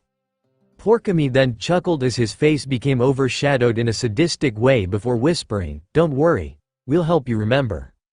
"What are you doing?" Luffy cried as the pirates took him away. "Where are you taking me? Let me go." "They're not really going to hurt him, are they?" asked Chopper, looking up at Zoro as Luffy continued to shout the whole time. "I mean, they wouldn't." "They won't kill him," Robin said without any emotion on her face. "They need him to talk first, and to do that." "Torture," Sanji finished with his teeth grinding together. But he's just a kid. They can't," exclaimed Usopp, sweat pouring down his face. "They wouldn't really, you don't think?" "You heard what he said, their lives are in danger if they don't get that treasure back. If Luffy knows where it is, Then they'll do whatever they can to get him to talk, Nami said, suddenly feeling a strong surge of hatred going through her body as she thought it over. It's pirates like them I hate the most, the ones who are monsters to even kids. That's true. Not all pirate crews are like ours, Robin added sagely. Yeah, now that you mention it, we're more of the odd ones out, Sanji agreed. That's not the issue here, Zoro said as he followed after the pirates with Luffy still yelling the whole way. They were able to follow them drag Luffy to some rundown shack somewhere in the mounds of trash that looked like was only holding itself together through sheer willpower and rusted nails. The air smelled strongly of dust and metal as they bound Luffy to the one pillar that looked like was the only thing keeping the roof held up. Still, the entire time, Luffy was fighting to get free, even resorting to biting one of them men before they were able to get him bound where he couldn't move. Let me go. I'm not gonna tell you anything. Porkami left for a few moments and came back with an enormous wooden hammer that was about twice Luffy's size, and some of them felt some relief upon seeing it as he dragged the heavy object over to Luffy and raised it over his head. Just a hammer? Oh, he's gonna be in for a nasty surprise when they realize it won't leave a scratch on him, Brook laughed. But Zoro, Sanji, and Robin weren't as relieved as the others were. Sure, this may not work on Luffy, but they'll soon realize that and resort to other measures when they discover that he was immune to blunt objects. That's not gonna work on me. Luffy seemed to go in Porkami's head as any traces of patience quickly faded. You little shit, Porkami said before he brought the hammer down on Luffy's head and caused a slight dust storm from the impact. When the dust cleared, the Straw Hats saw that Luffy was pinned under the hammer. But they all knew what was about to happen, and then he bounced right back up so that the hammer flew off, did a flip in the air, and landed with a crash on the floor. This caused the other men to scream in terror before backing away from Luffy as if he were carrying a deadly disease. The only one who didn't look surprised was Porkami, though even he looked baffled to how that worked out. I told you that my body turned to rubber after I ate the devil's fruit, Luffy reminded them with a glare. The devil fruit? Porkami repeated softly before he sneered. Looks like you had the real one. He seemed to realize that getting him to talk was gonna take a bit more work than he first thought. After a moment, he had another idea and turned to one of his men to bark, "Give me a pair of gloves." "Why yes." One of them shouted and went running out of the shack like he couldn't have been happier to leave. "Gloves?" Chopper repeated in confusion. "Weren't they watching?" Usopp laughed. "If a hammer wouldn't work, what makes him think that gloves will?" "Unless they aren't normal gloves," Zoro said softly, suddenly having a bad feeling about all this as they watched Luffy now being tied to another rope before being hung from the rafters like a piñata. About 10 minutes later, the man came back with a pair of gloves, and the Straw Hats felt their breaths catch in their throats at the sight of them. They were gloves, in a sense, but were covered in long spikes so that they resembled sea urchins, even glinting from the little sunlight that shone through the holes in the wall. Porkami took his time in pulling them on his hands as he approached Luffy. "Oh dear," Brook gulped softly, his hand gripping his can tighten as he didn't like what was about to happen. "Damn it," Sanji hissed, now breathing hard on the cigarette to calm his nerves. It wasn't helping. "Listen up, brat. That money your friend Ace stole is very important to our pirate crew," Porkami said, holding up his fist, clearly giving him one last chance to spare him a beating. He reached out and grabbed Luffy's head and brought him closer to his face to intimidate him as he finished. "And you know where it is. So I need you to tell us." But they all knew better. Though Luffy couldn't lie to save his life, if it came to protecting a friend, Luffy won't speak. He won't break no matter what they do, and were therefore unsurprised when Luffy yelled back, "No." Porkami didn't bother giving him another warning before he let Luffy's head go, causing him to swing on the rope. Realizing what was about to happen, Robin said, "We might want to look away," but none of them did as they watched Luffy swing back and Porkami punched him with so much force that his blood was splattered on the ground and leaving a long gash in his face. All the Straw Hats had their own reactions to such brutality. Nami's eyes went wide and her hands flew to her mouth as she stared in horror at what she just saw. Frankie turned his guns onto the pirate's head as he growled angrily, aching to fire back if he could. Chopper and Usopp were both crying as they hugged their bodies in pain from watching it. The newly lit cigarette in Sanji's mouth fell to the ground as his hands curled into such tight fists that he was shaking. Brook's jaw was open, but it was impossible to tell what expression he had at the moment. However, he was shaking like Sanji as he took hold of his cane, the bones making a cracking around the handle. Robin didn't say a word, not even moving from where she stood, though her eyes were overshadowed as she was forced to watch the blood dripping from the spikes. She was biting her lower lip, as if fighting her own fury at the sight. Zoro was the only other one who hadn't moved from where he was as he watched it. But his one eye was narrowed dangerously as he glared at Porkami, his fingers twitching slightly as if trying to reach for the swords at his waist. The only reason that Porkami was still breathing was because this was a memory, but if it hadn't been, there would be nothing left of him but an outline on the ground. Luffy was trembling as he started to cry, silently, but cry nonetheless as he swung pathetically back and forth, biting back the screams of pain. "You don't want to make a pirate mad," Porkami exclaimed with a huff. "Our captain, Blue Jam, is brutal." "He's not the only one," Usopp called as Chopper went forward, desperate to try and treat the injuries and crying out miserably when he passed right through Luffy once again. Why did he keep forgetting? Luffy just hung there shaking, from fear or pain. It was hard to tell. They could see he was fighting back tears as he felt the blood running down from underneath his black hair. "Gia, it hurts. I'm scared," he screamed, crying hysterically as Porkami raised his fist again. "Help me." "No, don't," Chopper and Usopp yelled out, but Porkami struck him again, and this time Luffy fell silent at once as he swung from side to side like a pendulum. The Straw Hats only stared in horror at what was happening. Upon realizing that Luffy wasn't speaking right away like how he thought, Porkami commanded his men to go look around for Ace and Sabo, which they sprinted away as if they also felt that their boss was crossing a line. And that was how it went on. Porkami would punch him and Luffy would cry or scream, but he never said anything else. It was almost unbearable to watch, and it was even worse to be stuck watching it and not able to do anything. Luffy just dangled there, continuing to be hit and tortured until it was just too much for Nami anymore, and she covered her eyes as she cried, unable to bear it. Chopper had to cover his ears as well as his eyes, with the sounds of the punches hitting and the splatter of blood driving him to the brink of hysteria. Tears were falling from Usopp's face as he stood there, shaking from head to foot, looking like he was about to lose his mind from watching as Frankie was looking angrier and angrier with each minute passed. And it was clear that he wanted nothing more than to pummel these pirates until every bone in their bodies were broken. "This is torture," Brook yelled out furiously when he couldn't handle seeing more blood dripping from the deep gashes on Luffy's face. "Yet we're stuck watching this and not able to help him in any way." "Damn it," Sanji yelled, watching another hit. "How long is he going to go? Can't they see he's not going to tell them anything?" This was just like Luffy. He shows respect for things that a person is willing to protect, be it treasure or a secret, to the point of even risking his life to protect it as well. The gloves, that had been black when first brought in, had now turned red and were now dripping with so much blood that it was pooling under them.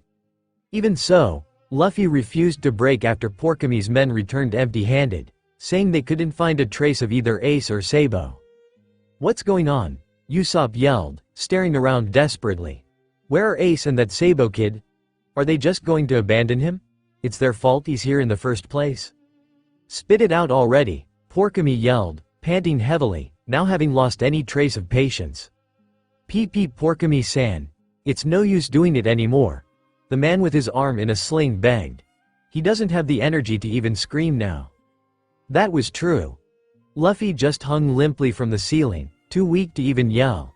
He was covered head to foot in wounds as the steady dripping of blood leaked into steady rivers down his body.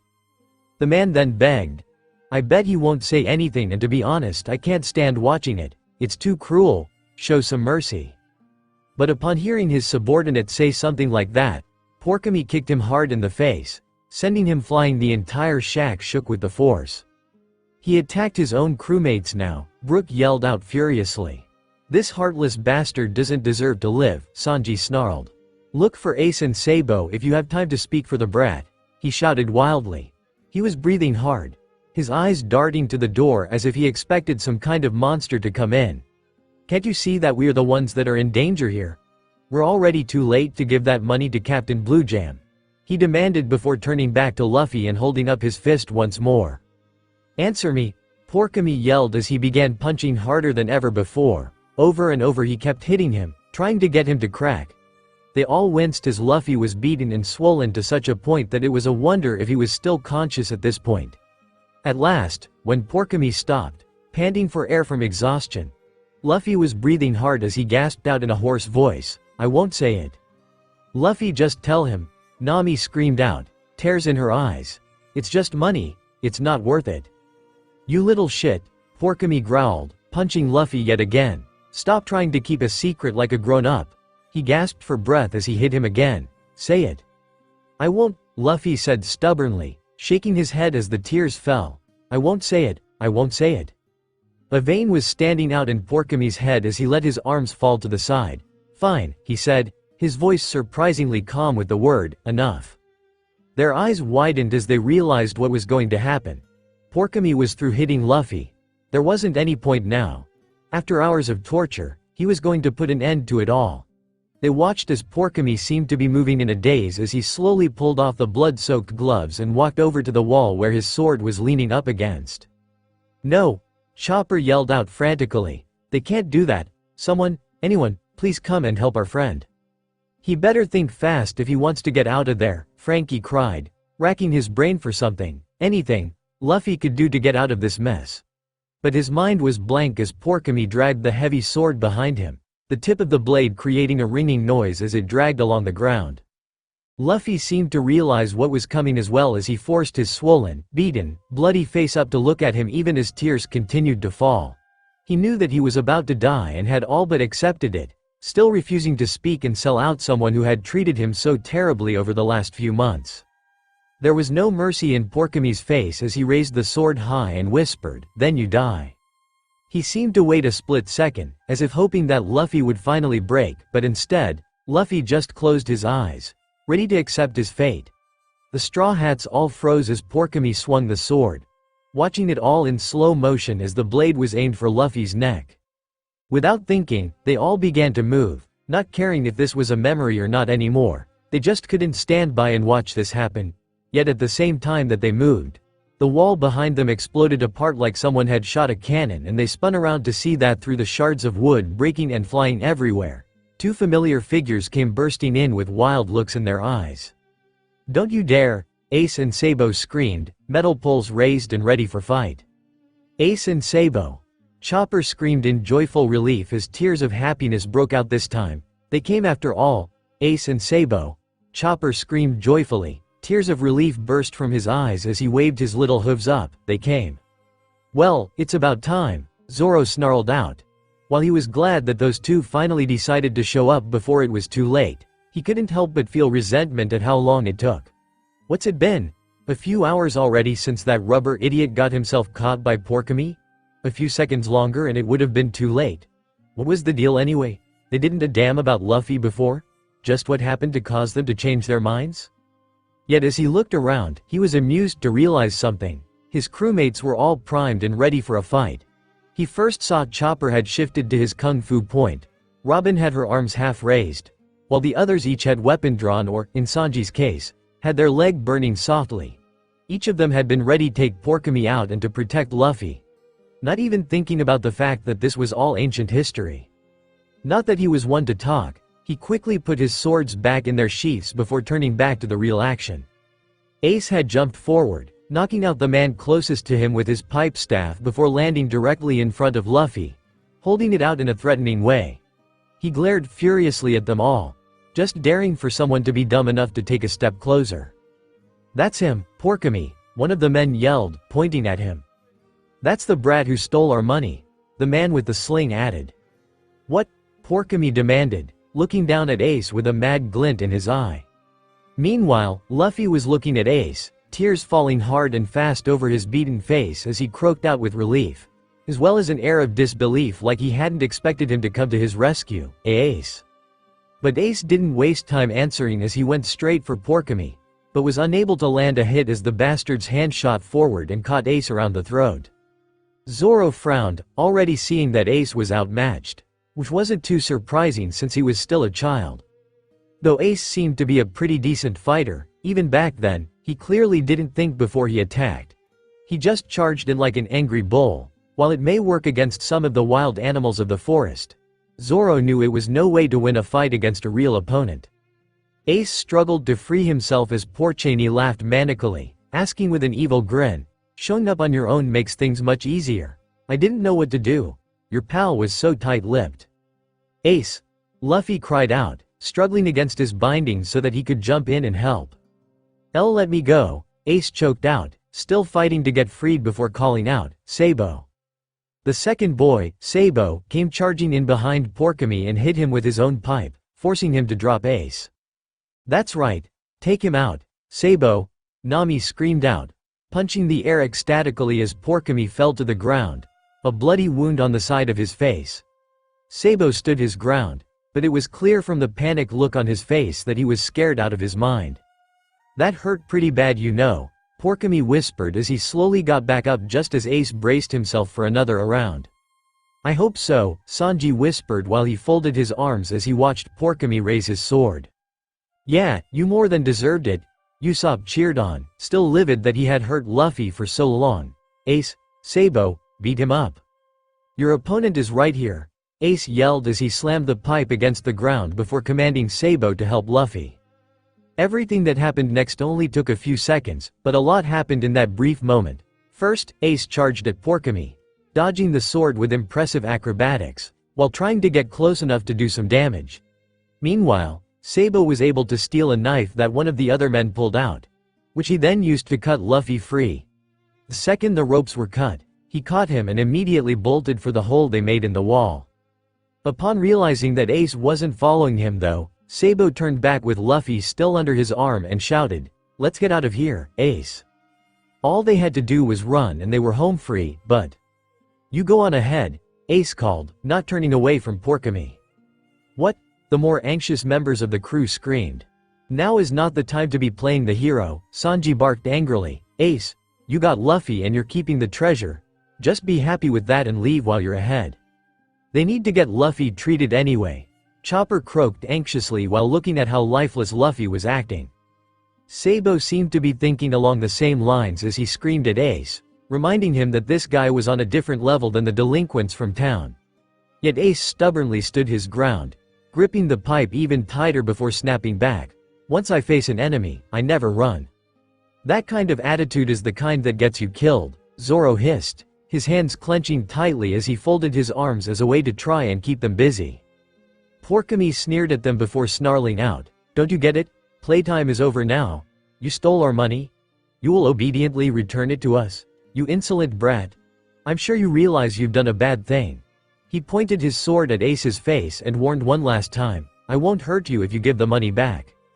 "Don't listen to a word he says," Nami yelled out skeptically, having heard that line before many times in her youth. She rubbed her arm as she remembered how she had been attacked by men just like that when she had been forced to work as thief for Arlong. Men like him weren't above killing all three boys if it meant getting back their treasure. Ace seemed to realize this as well as he smacked the sword aside with the pipe and yelled back, "We're gonna make much better use of it." Porcini lost all facade at this and his face was contorted with anger before Sabo decided to step in. He dropped Luffy to the ground like a sack of flour before running forward to fight at Ace's side. "That jerk, couldn't he have been gentler?" Usopp grumbled as he was forced to watch Luffy struggle to raise his head to watch. "You think he would have since he does look like he could die if they get any worse," Robin commented. "Don't say that, please," Chopper cried out, already losing his mind in not being able to help. Those wounds were deep and Luffy was surrounded by trash and garbage while also laying in the dirt. That's just begging for a bad infection at this point. "You're being too reckless. Why are you always doing this?" Sabo hissed to Ace while never taking his eyes off Porcini. "I never back down," Ace hissed seriously, doubling his grip on the pipe. "Apparently, it's not the first time he's done this then," Sanji commented with a frown. "Normally, I'd admire that in someone, but if he's not careful he could get killed. But at the same time, they'll just chase after them even if they do run," Robin pointed out, "and they have to carry Luffy, so that will slow them down." "So what are you saying?" Usopp yelled, freaking out at the lack of options here. "The only choice they have is to fight then run?" "Sadly, it seems that's the case," Robin shrugged back. "If they could get one good hit in, then they could make a run for it while he's dazed, but I got a feeling that Ace isn't going to be moving until he's sure Porcini isn't getting back up again." Porkami was furious that a pair of kids thought they could win against him as the fight broke out properly. Luffy could only watch them, his eyes wide, as the two boys fought on fiercely. They were getting a couple good swings in, but with Porkami being a somewhat decent swordsman, it was hard for them to get close. They were being pushed back when their wounds were beginning to add up as they dodged around the sword the best they could. The good news for them was that they were able to move much more freely than Porkami, whose massive size and even bigger sword were bumping about the cramped space. Still, they were able to hold their orc finally brought him down. With Sabo striking at Porkami's hand with the pipe, causing him to yell in pain and drop the sword, it gave Ace the opening he needed to deal a heavy blow to the top of his head, which caused Porkami to stumble and fall forward. Breathing hard and bleeding, Sabo grabbed hold of Luffy as he led the way out of the shack with Ace on their heels, leaving all the men unconscious behind them. Thank goodness, Nami sighed in relief, so glad that nightmare was over as the memory faded around them. Yeah, happy ending and all that, but I still want to know what caused them to come back in the first place, Sanji asked, thinking back to the boys' attitude towards Luffy earlier. I have a guess, Robin answered with a smile. I'd say that after Luffy was taken, Ace and Sabo had been trying to move the treasure to a safer location.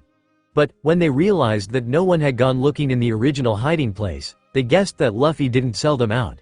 And if that was the case, they must have also realized that if they didn't go save him then he would have been killed.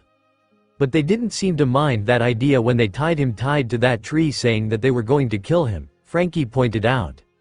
Kids say things all the time, she said happily.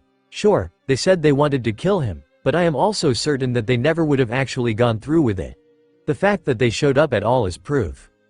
But that Luffy, Usopp said, shaking his head in awe at what he had seen.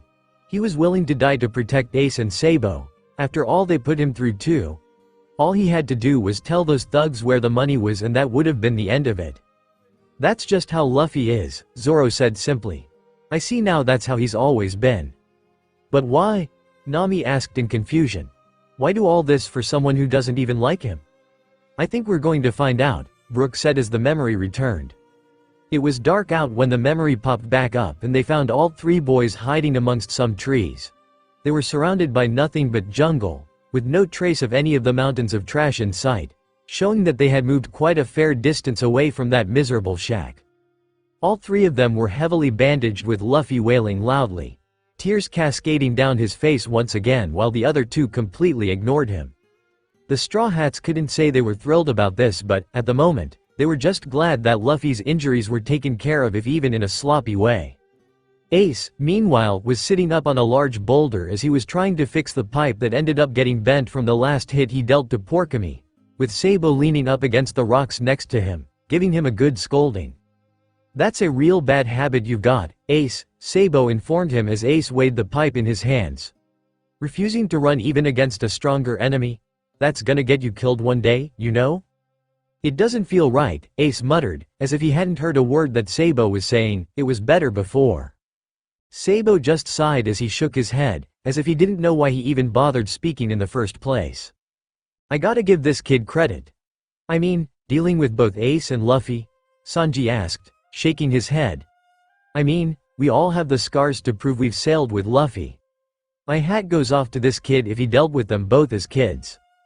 After this, Blue Jam's crew will never forgive us, Sabo continued thoughtfully. They'll be after us from now on. That was so scary, Luffy sobbed, still crying loudly. I thought I was gonna die. At that, Ace jumped down from his perch and lost his temper at Luffy again by screaming, "You're so annoying. Shut up. How long are you going to cry for anyway? I hate weaklings and crybabies. You really piss me off." What? My god. Seriously, what is with him? Nami asked, now growing upset herself. Sure, Luffy can get on your nerves a lot, but this is getting out of hand. Why is he so angry? Ace Sand's anger does seem a bit extreme, Brook said, tilted his head and Chopper hid behind Zoro's leg in fear. Luffy was tortured for hours and he's now yelling like it's his fault, Frankie said sourly before adding, well, it kinda is his fault for getting caught in the first place but still. Not helping Frankie, Usopp yelled at him. Robin slowly approached the three boys, waiting to see what they were going to say next. She had a sneaking suspicion that Ace was going to be demanding answers and if she was right. But at Ace's harsh words, Luffy instantly sucked in his breath to stop crying, taking the boys, as well as the Straw Hats, by surprise. Normally it took a lot more than that to get Luffy to be quiet. Sniffling a little, Luffy bowed his head and muttered, "Thank you." The other two were looking at each other, as if not understanding why they were being thanked before Luffy finished. Tears starting to well up again despite his best efforts to keep them at bay, for saving me. Strangely though, being thanked only seemed to make Ace even angrier, which caused him to start yelling at Luffy once more, as if expecting a fight, until Sabo stepped in to calm him down. "How is it that Ace went from this to the man we met in Alabasta?" Nami whispered, just staring onwards. "They don't even seem like they're related, let alone the same person." "We're talking about 10 years apart," Robin answered softly. "But why is he so angry?" Chopper asked, nervously looking at Ace's angry face as he was trying to take deep breaths to calm down. "Luffy was just thanking them and he about lost control, that's not right." "Oh, I don't think that it has anything to do with Luffy," Robin said knowingly. "Huh?" they asked, looking at her, completely lost to that, not sure what she meant. "I agree. To me, it looks like Ace-san doesn't know how to respond to someone in a gentle way," Brook said sadly. "He must have had a truly lonely time until now if anger is his first reaction to something positive." "I think that's it in a nutshell," Robin agreed, remembering all her years of pain of being alone. If this was true then she could understand how Ace was feeling very well. She looked back to the others and explained, "I don't think that he's had too many people who cared about him. The few people in his life do seem to be indifferent to his well-being, so that caused him to carry around a lot of anger, so much so that he just can't contain it. That's why he loses his temper over the tiniest things. That's why he lashes out, because that's what he's used to." "But what made him change so much?" Chopper asked in wonder. She smiled, and it wasn't a forced one either, as she asked, "Isn't that obvious?" Without waiting for an answer, she turned back to Luffy, who was rubbing at his eyes as Ace finally seemed to regain control of himself for the moment. "I don't get it," Ace demanded. "Why didn't you tell them? Those guys kill women and children without a second thought." Luffy sniffled, trembling slightly at Ace's loud voice before mumbling, "If I told them, I could never be your friend." "So that's why," Brook said softly, understanding washing through his skeletal body. "That'd better than dying, isn't it?" Ace demanded, still completely at a loss to Luffy's actions. "Why do you want to become my friend anyway?" "Because," Luffy started off, but seemed to struggle telling him the reason as began twisting his hands in his torn shirt nervously, "because after all the stuff that I put you through," Ace pressed on, wanting an answer. "Why did you still follow me this far?" "That's what I want to know," Usopp said crossly. "If it had been me, I'd given up after that first day." "Well, good thing that you and Luffy are different," Zoro said sensibly. "Hey," Usopp yelled back, giving him a smack at that. "Because," Luffy whispered before finally looking up and declared, "because there isn't anybody else." The words seemed to echo around them as his simple answer seemed to read them. Robin was the first to close her eyes with a sad smile as she placed her hand over her heart, seeing things so clearly. The desperate desire to follow after Ace day after day.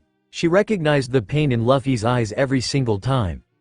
Ace was everything Luffy had left and he couldn't bear the thought of being left behind.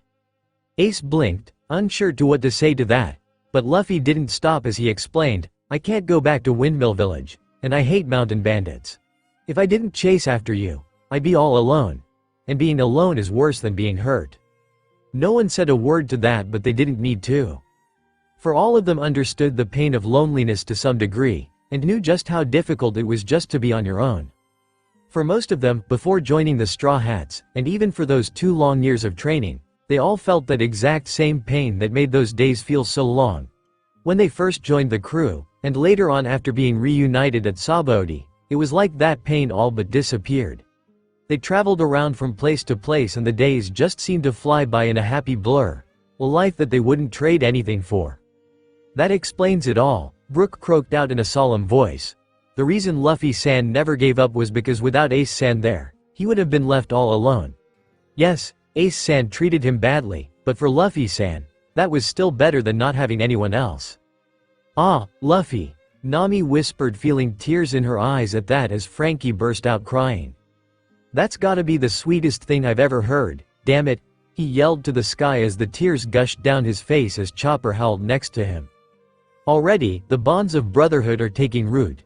Usopp declared as he covered his eyes with his arm as he sobbed. The first step has been taken. Would you all shut up? Nami screamed at them. But there was no heat to her words and any anger she had evaporated quickly. As for Ace, he looked completely lost for words as he thought over what he just heard. He then asked slowly, "What about your parents?" "Just Granddad, nobody else," was Luffy's simple answer. "And you can't blame him for not wanting to be around Garp," Usopp mumbled, his tears drying up as he remembered what Garp considered to be family time.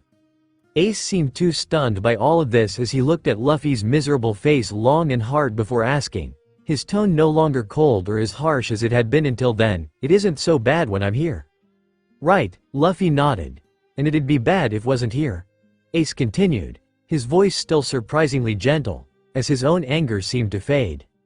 "Right," Luffy said again. He then asked something that made them all stare at him. "You want me to live?" he asked quietly. His eyes were no longer filled with anger, just curiosity. Zoro looked over at Ace and watched how the boy's hand tightened on his staff, as if afraid of what Luffy's answer would be. Luffy looked surprised by the question and snapped back as if it was the most obvious answer known to mankind, "Of course I do." Ace's face was shadowed so they couldn't see what was going through his head at the moment until all he could whisper was, "I see." He turned around so that the other two couldn't see him before he scratched his head and decided, to hide his emotional state, "But still, I hate spoiled kids like you." At those words, all the sadness in Luffy vanished at once as he jumped down from his seat and yelled angrily, "I'm not spoiled, I'm strong." "Strong?" Ace shouted, turning back to him, his expression skeptical. "How are you strong? You're supposed to be a man but you keep crying all the time." "Well, he might not be so strong now," Robin said with another bright smile, already seeing that Ace's heart of ice was beginning to melt, "but give him some time and that will change." "Have you ever been punched with a spiked glove?" Luffy demanded. "I'm only 7, I won't cry when I get to be 10-year-old like you, I'll be much stronger." "I didn't cry when I was 7 either," Ace yelled back, pressing his forehead up against Luffy's as they continued to argue. "You idiot, don't compare yourself to me. I'm gonna be stronger than anyone else. I promised Shanks that I'd become a great pirate," Luffy declared as Ace sneered back. "A pirate? You? Ah, brotherly love." Brook laughed as the boys continued to glare and argue, pushing back against the other in an attempt to prove who was right. "It's always such a delight to see, yo-ho-ho-ho." You sure about that? It doesn't look much like love to me," Chopper said, watching them with an apprehensive look on his face. "You clearly don't understand brothers," Frankie said with a knowing grin. "Trust me on this, it's pretty common this way. You get used to it." "Well, they might not be the perfect example of brothers, but I don't think we need to worry about Ace trying to knock Luffy off any more bridges or anything," Sanji said in relief. "Really?" Chopper asked hopefully. "I think that it's safe to say that," Nami admitted in a slightly reserved agreement, her hands on her hips as she watched the two try to stare the other down. "Alright, that's enough," Sabo said calmly, stepping between them and pushing the two apart, surprising them all since they almost forgot he was there. "Oh, by the way, I've got a problem here." The anger melted right off of Luffy's face as he asked, "A problem? What now?" Usopp asked, having exhausted himself from watching Porkami beating Luffy and wasn't sure he could handle any more stress at the moment. Sabo nodded grimly before explaining, "Because of what happened today, Blue Jam's crew will be trying to find and kill all 3 of us, right?" Ace blinked, having not thought of that as he confirmed, "Well, yeah, I guess." Sabo walked past him as he continued to talk, "I've been living in this forest, but it's close to their base, in Pirate's Cove. What do you think would happen if I fell asleep somewhere and they attacked me?" "He'd be a dead man," Zoro answered at once. "He'd be toast," Frankie stated. "Burnt to a crisp," Sanji added with a sage nod. "You'd die," Ace said bluntly. Luffy nodded in full agreement with, "You'd definitely die." "Yep," Usopp agreed. "No doubt about it. Alright, we get it," Nami yelled, rolling her eyes. "Honestly, men." "Right, so I've gotta ask you something," Sabo said, looking back before drawing them in a huddle to whisper. "I kinda need a place to stay until everything cools down, so you think I can stay with you guys for a while?" "Really? You want to go live with a bunch of stupid mountain bandits?" Ace asked in surprise. I mean, they're not exactly the nicest people. You mean back to Dayton's place? Luffy asked at the same time. Still better than being left out here alone, Sabo reasoned. I don't think it's safe for me to go back there for a while, so it's best that I hide out with you guys. Sure thing, Luffy said brightly before he let out a yawn, showing how tired he was as Ace agreed but let out a warning that it wasn't going to be the best accommodations before he led the way back. Everything faded to black as they looked at each other, digesting what they just saw. Does this mean Ace and Luffy really are friends now? Chopper asked them all as they were sent back to the darkness. Well, I think we still have a ways to go before we're that far, Sanji admitted, trying to find the best way to word it. But at least they've come to an understanding, and I don't think Ace will try to ditch Luffy like before again. But what about that Sabo kid? Nami asked them, asking the question that was all on their minds. Yeah, who is this guy? Chopper asked with a puzzled expression. I don't think that Luffy's ever mentioned him before.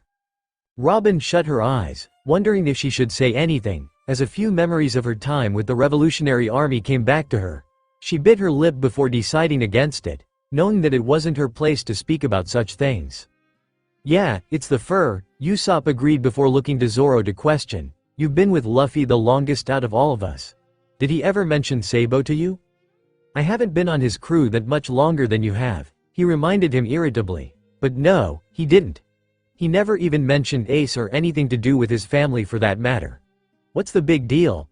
It's not like he has to tell us about everyone from his past. I'm sure that there are plenty of secrets that we never told each other about. His thoughts paused for a moment as Kuina's face appeared in his mind's eye, and he added, in a bit of a sadder tone than before, it's not because of lack of trust but because it's personal. Well, sure, Usopp said hesitantly, but aren't you curious? It doesn't matter if I'm curious or not. The fact is that it's none of our business, Zoro repeated firmly. So we don't know everything about each other's pasts. What does it matter? If Luffy wanted to talk about it, he would have brought it up before. That's it. Maybe these memories are painful for him to talk about. Did you ever stop to think about that? But before anyone could come up with an argument to that, the next memory appeared and they were back at the bandits' hut. Ace, Luffy, and Sabo were sprawled out on the floor in a tangle of blankets, as Dayton and the others just stood there, gaping at the sight of all three boys, and a look of complete confusion etched in their faces. You can almost see the moment that this just became her new nightmare, Nami sighed, looking at the horrified look on Dayton's face. She was stuck with just two kids who wouldn't listen to her, but now there's a third one. Yo ho ho ho. They're multiplying, Brooke called out happily. That just means that there's more love to go around. What the hell is going on? Ace, Luffy. Who is that? Why is there another of you brats here? Dayton yelled out loud enough to wake the whole island. Luffy groaned sleepily, sitting up and briefly looking up at Dayton through sleepy eyes. Who's who? He asked hazily before he fell back to the floor and started to drift back off to sleep. Next was Ace, who forced himself to sit up to look around to see who it was making the noise before answering. You're so noisy in the morning, he grumbled, and before he fell back to the floor like Luffy had done, asked them, don't you know what time it is? Sabo sat up almost immediately after that, but he just looked ahead of him for a few seconds before he fell back with a groan. Yeah, I don't think this is the way you want to start off an introduction, Nami sighed. Robin chuckled and reasoned, after what happened last night, of course they just want to sleep in. But Dayton wasn't letting this matter go as she demanded to know who Sabo was and why they were all bandaged up. The crew watched on with amusement as all three finally woke up enough to realize what was going on, with Sabo finally making introductions as Luffy and Ace watched on. I'm Sabo, he said brightly, now fully awake. Hi, you're Dayton, right? Sabo, she repeated slowly. I know I've heard that name before. Really? He asked cheerfully. Well, that makes it easier for me then. He took her hand and shook it merrily. Let's try to get along starting today. Well, he gets to the point. Brooke laughed. Dayton pulled her hand away and barked. Get along. Don't think that you'll be staying here. Instead of answering, he merely farted, and Sanji smacked himself in the face and groaned out at how all three of these brats were lacking in manners. Don't answer with a fart, Dayton screamed as Sabo laughed. You've got to be kidding me. She went on. If you're the Sabo I've heard about, then you're supposed to be one hell of a brat. Sabo grinned and asked, really? And I heard you're an old hag.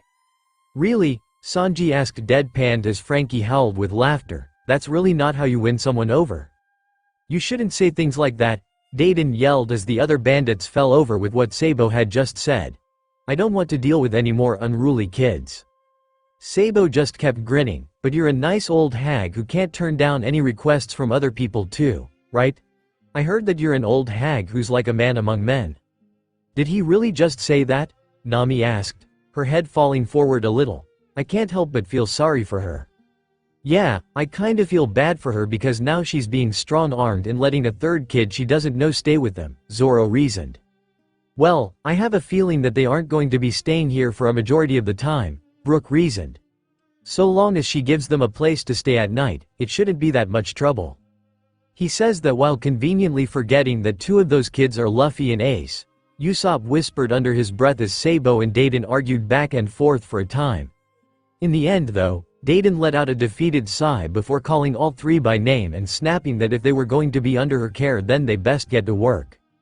Robin laughed at that before saying fondly, looks like she's not as bad as she makes herself out to be.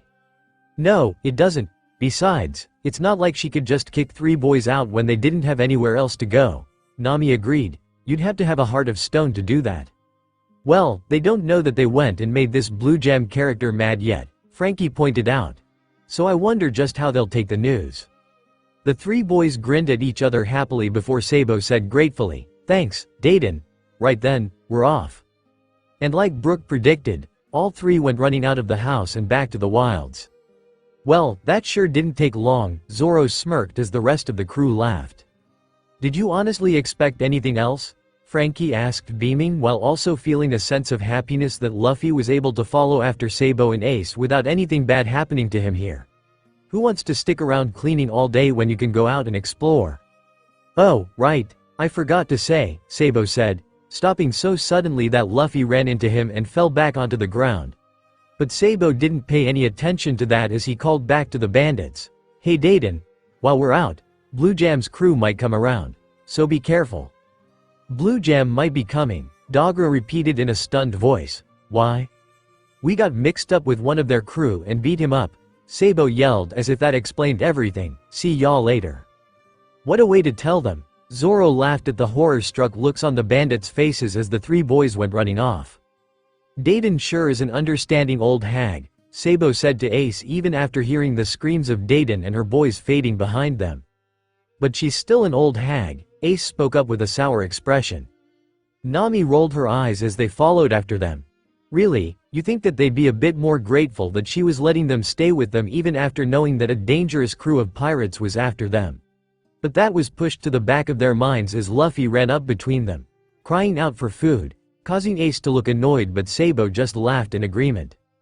They followed the boys to the river where Ace and Sabo quickly caught a giant fish, soon picking it clean, while Luffy drooled at the sight of it as they cooked the meat over a small campfire.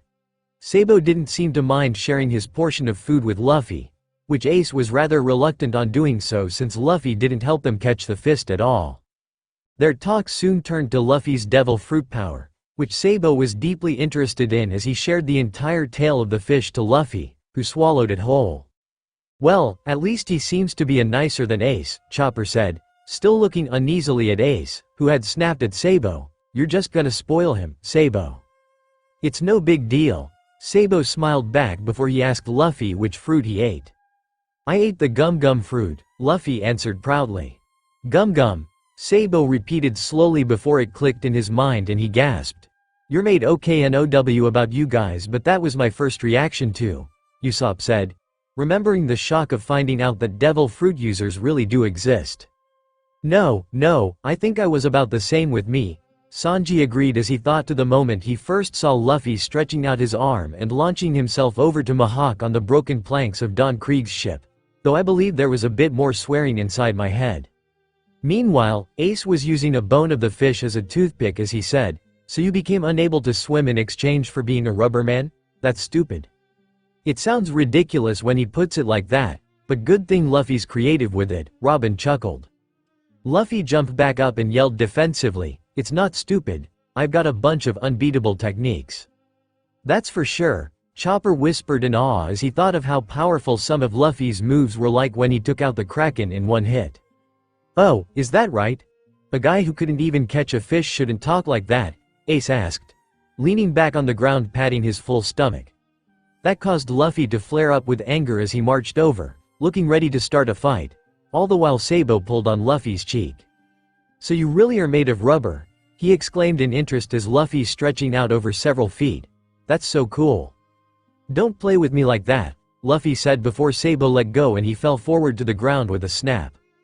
"They're treating him like some kind of toy," Usopp said with a sweat drop. "Well, it's not every day that you met a rubber man," Brook answered. "When I first found out, it was so surprising. I thought my eyes would fall out. Ah. Not that I have any eyes. Yo-ho-ho-ho.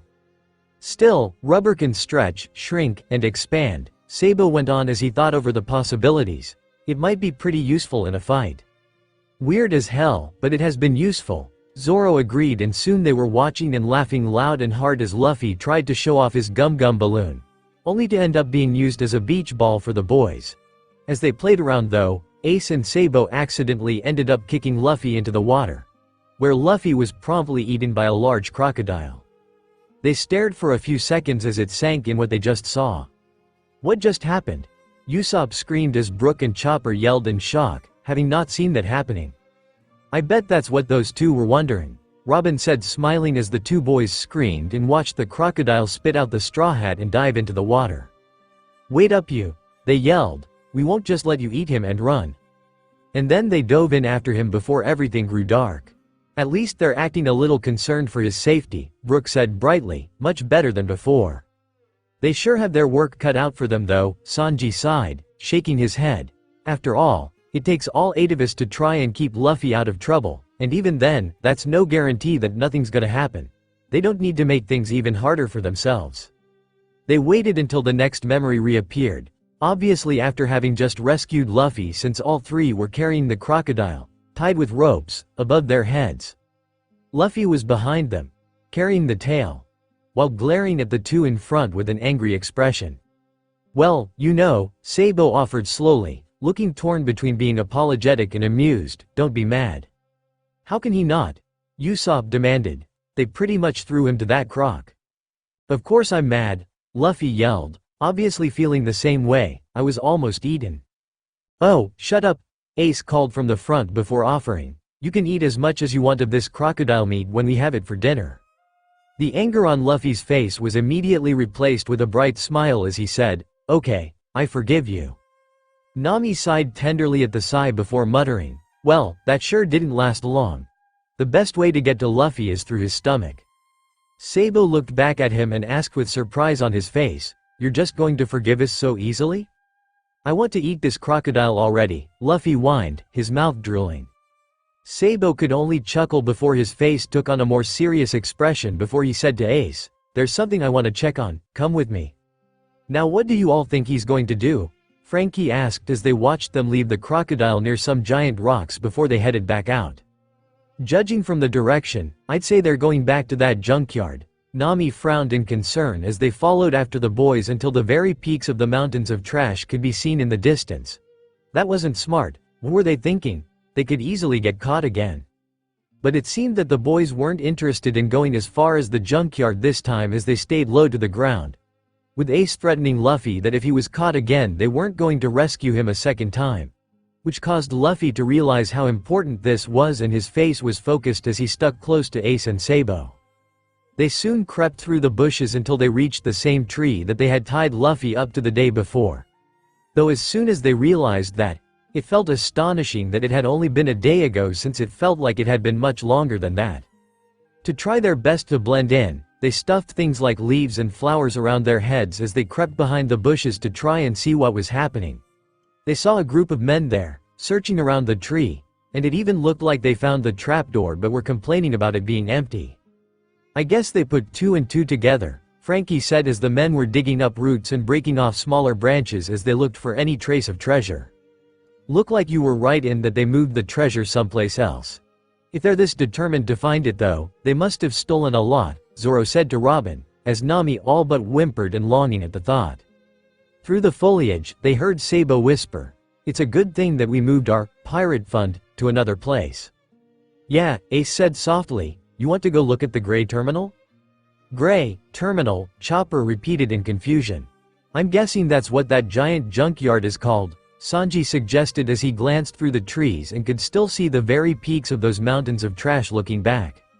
They boys cautiously poked their heads out, quietly asking what they should do, with Luffy making a noise loud enough that Ace had to dive on top of him and covered his mouth to keep him quiet before they agreed to have a quick look around the junkyard before returning to Dayton's place.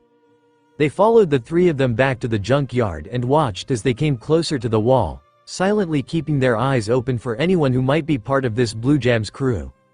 The three of them ended up piling up on top of each other like a totem pole, with Luffy at the bottom, behind a large pile of junk so that they could get a better look. Not having any fear of being seen, the Straw Hats walked a little closer so that they could see this part of the city was all worn out, dirty and broken down, though at least there were some decent houses that were built there, much better than all the makeshift huts among the mountains of trash. Looking beyond the wall at an enormous gate, they could see that there was a crooked sign labeled, Edge Town. I guess that must be where the residents who have at least a little money must be living, Usopp decided. I wouldn't call it the best place to live, Sanji said, looking at the suspicious-looking buildings. It looks like you get drug dealers and criminals spawn from that place. I bet that most people can't even leave their houses without needing some kind of protection against muggers. Just then they spotted some men, who they guessed were part of Blue Jam's crew, were talking to some of the other terminal residents, asking questions to where they boys. This isn't good, Sabo's voice said, and they looked back to see him looking anxious. The place is swarming with delinquents from town, and Blue Jam's crew. This is serious. We must have really made Blue Jam mad, Ace said below him, with Luffy struggling to support them both and hissing for them to get down already. I guess, Frankie said, thinking of what happened at Water 7 to how his boys were beaten up and his house destroyed. He frowned at his crew at those memories, trying to hold back the resentment he felt. If a couple kids stole from me and beat up my boys, I go after them. Hey guys! A man behind them suddenly shouted and surprising the boys so that they fell into a heap on the ground. Somebody here is looking for you. As soon as the trio were spotted, they ran for their lives with Blue Jam's crew right behind them, and were only able to lose them under the cover of the thick trees. The Straw Hats were really starting to become worn out from all the running, and Usopp was gasping on his knees with his tongue rolling out of his mouth as he tried to catch his breath. Damn it, how can they run so fast like that? He wheezed. Big baby, Nami said, as she fanned herself with her hand, you're telling me that you're tired after a little run like that? You and Robin were riding on Chopper. He yelled back just as both women stepped down from Chopper's back, who was also panting at this point, as they caught up to the boys who were found leaning against a tree, or Luffy's case, hanging upside down by a branch. Looks like they got the guys from the Gray Terminal helping them, Sabo said in a depressed tone. Guess it's better to just lay low for a while, at least until things calm down. That would be the best course of action, Sanji agreed. The last thing they need is to go out and pick fights when they don't have to. Especially since they're clearly outnumbered.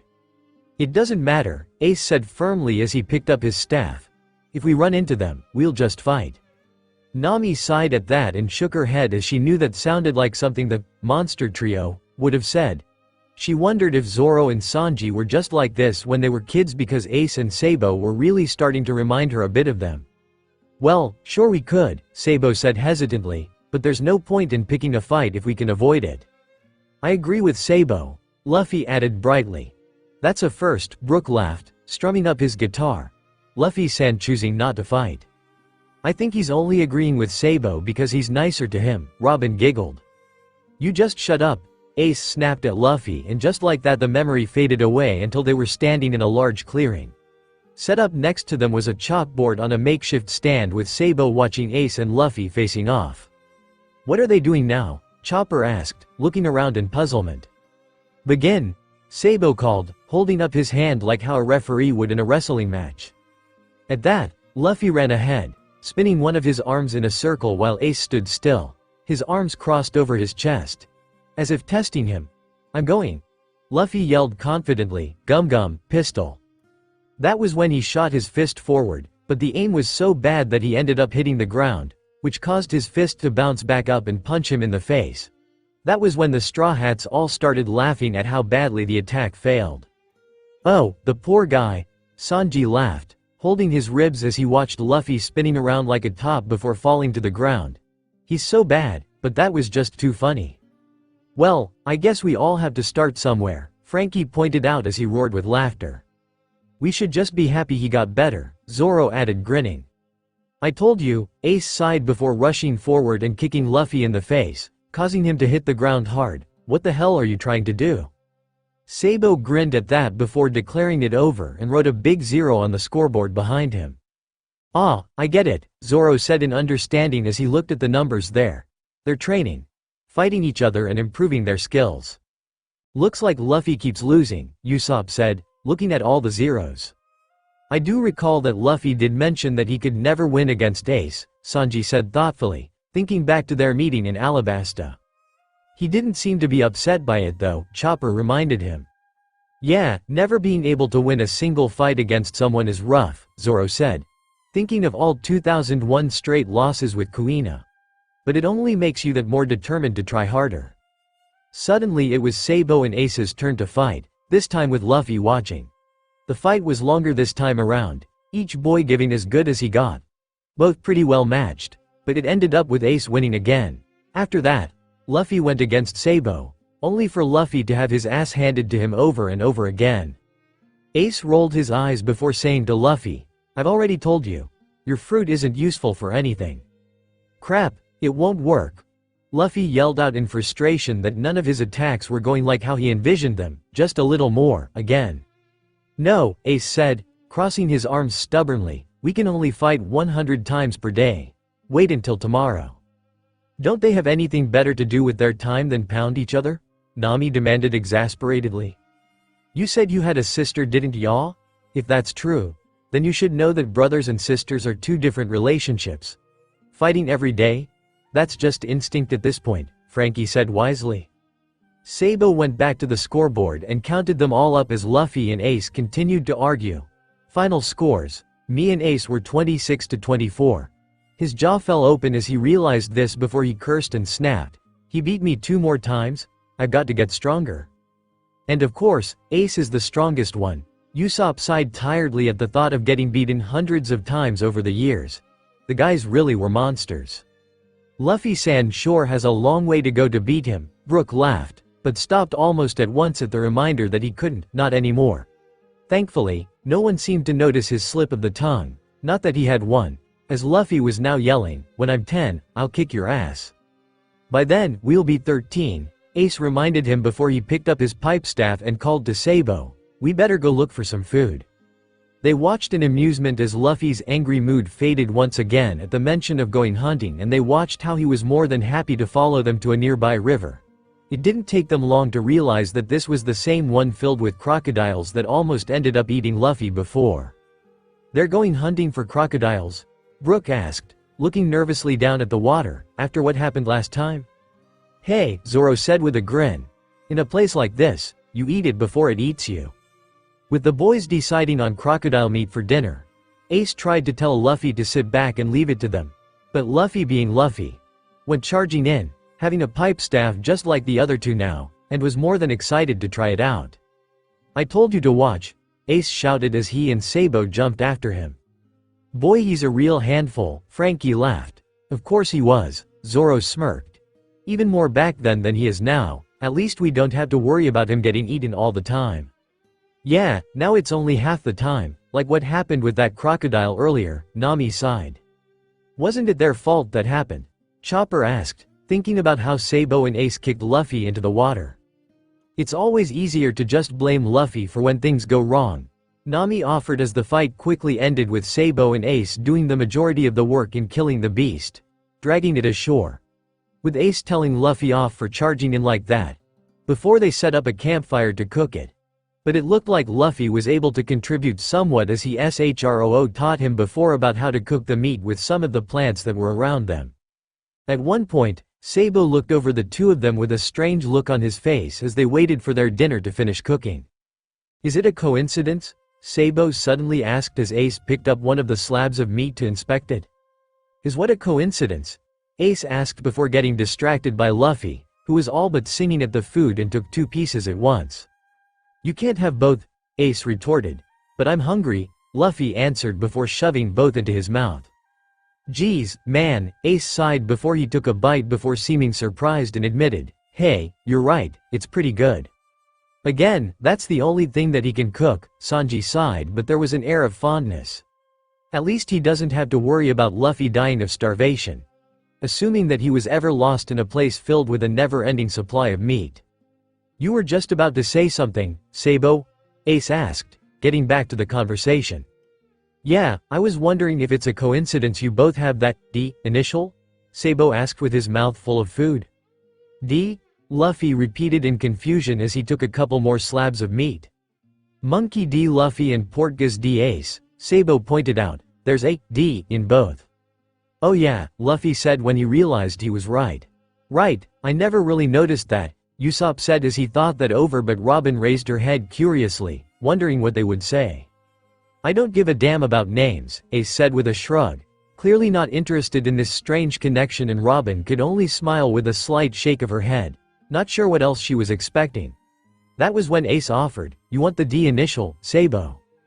After a great swallow, Sabo looked at him in bafflement and could only ask a stunned, what? But Luffy was all for this and pointed at him with a laugh, saw D-Bo.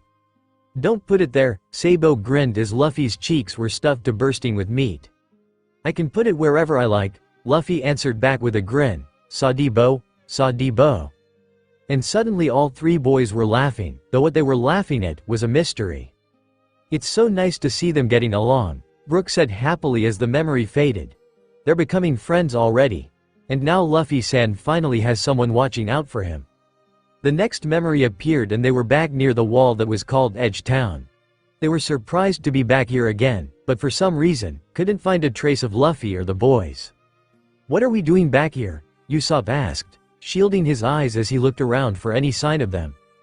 Dunno, Zoro confessed, also glancing around. Though I thought they decided not to come around here for a while. Perhaps it has been some time, Brook offered, though he sounded uncertain. It didn't look like that to him, but then again, with all this trash around, it was hard to tell.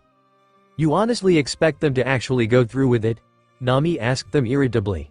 Luffy and Ace can't sit still, and that Sabo kid isn't much better. Chopper walked about, before he spotted a large group of people walking through a large gate in the wall, each one carrying bags. What are they doing? He asked, pointing this out to the others. I don't think it's strange to think that the residents here take what they find from the mountain of trash and then try to sell it. If the nobles are as wasteful as we think, then it's possible that something valuable is accidentally thrown out. Robin offered before a cloaked figure stumbled by, pulling a cart that was covered with a tarp. She, Zoro and Sanji all looked up at the figure, watching it stumble around as if he was unsteady on his feet. Whoa, what's with that guy? Usopp asked as the man almost fell and had to support himself against cart to keep him from going down. He looks like he had one too many, Frankie commented. Let's follow him, Zoro said at once as Sanji and Robin all began to do just that. Why? Nami asked in surprise. He's just some drunkard, isn't he? Trust us on this one, Zoro told them as they neared the figure, who was now talking to a guard, as they asked what they were pulling.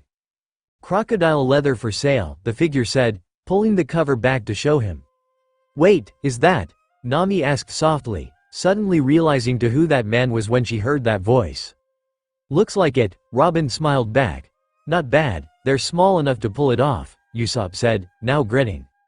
What are you all talking about? Chopper asked, now completely lost to what was going on. You'll see soon, Robin smiled at him gently as they continued to follow the figure through the gate and into the city. Like they all thought. The buildings here were dirty and rundown, but still much better than living in the Grey Terminal. Frankie couldn't help but start thinking of Water 7 and how he used to rule the black market. This almost reminded him of home. Man, remind me never to visit here if I can help it, Sanji offered, looking at the passing windows to either see timid or threatening figures looking out. Robin, my dear, didn't you say that Goa Kingdom was known for being beautiful? Because I think that they should fire their advertiser. Or maybe promote him. Where the nobles live, I'm betting that's true, Robin answered as a group of thugs came out from the alleyway to the robed figure. But like everywhere else, if you can't afford it then you're worthless in their eyes. It seems you're carrying something valuable there, one of the muggers said as he walked forward with a smug grin on his face, "Answer, you bastard. Shut up if you know what's good for you," came a second familiar voice from underneath the hood. "Why are we following this guy?" Chopper asked them all, still not realizing what was going on yet. "I thought that we were following Luffy and—" "Wait for it," Frankie said as the others smirked as a pipe staff came out from the cloak and tripped the thug up. Thing was, it came from much lower than where the man's arm was supposed to be. "Before you rob somebody, you should choose your targets more carefully," that voice said, reaching down and throwing off the cloak to reveal that Sabo, Luffy, and Ace were all stacked on top of each other again, all of them looking ready to fight. "Ah, so it was them," Chopper exclaimed in amazement while the others all smiled at each other, deciding not to say anything. "It's those brats," one of the thugs cried. But before anyone could do or say anything more, the trio was on them and soon it was a brawl. Frankie burst out laughing and applauded as he watched Ace sucker punched one of them so that he was out cold before he even hit the ground. Though they were only kids and were heavily outnumbered, they were more than a match for these guys as they knocked each one of them out. It was soon over, with the three of them escaping with nothing but a few cuts and bruises. And once they found the cloak, they climbed up on top of each other's shoulders again, leaving as if nothing had happened. Should I be concerned that a few kids were able to beat up all those thugs who had guns and knives with them? Nami asked them all, looking a little nervous at what she just saw. "You saw the forest, didn't you?" Zoro asked as they followed, with them still dragging their crocodile leather behind them. "On this island, you have to get stronger or die. Personally, I think that those jungle animals are a bigger threat than any lowlife thug." "You guys are heavy," Luffy complained on the bottom of the stack as they stumbled through the streets. "It'll be worth it," Ace's voice answered. "I'll treat you guys to some ramen soon." "Ramen?" Luffy's voice asked. How can he not know what ramen is? Sanji sighed, remembering the countless times that Luffy asked for that for dinner when he told Luffy that they couldn't have just pure meat. "Well, it's not like they have much of a balanced diet with the bandits," Nami pointed out with a force ancient, and you'll see, Ace answered as they walked uneasily on their feet through Edge Town, and towards another gate that held a sign that was labeled Town Center. After passing through this gate, however.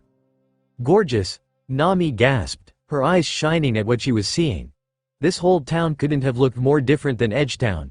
There were tall, brightly colored buildings on either side of them that were so clean that they shone like diamonds in the light. In the center of the city was another wall which held a beautiful palace that rose higher than a mountain and looked down at them all. "I'm guessing that's where the nobility live," Robin said, looking up at it with a strange look on her face, as if she swallowed something bitter. "This really is Goa Kingdom. A country without any trace of dirt, known as the most beautiful across the East Blue. I can believe that. I mean, these streets look so clean that I think you could eat off them," Usopp whispered, completely stunned. "It sure does seem to live up to its reputation," Robin said as she stared at the dozens of stores on all sides. People dressed in fine clothes doing their shopping and enjoying the nice day. They were all so taken aback that they almost lost track of the boys and had to run to keep up with them.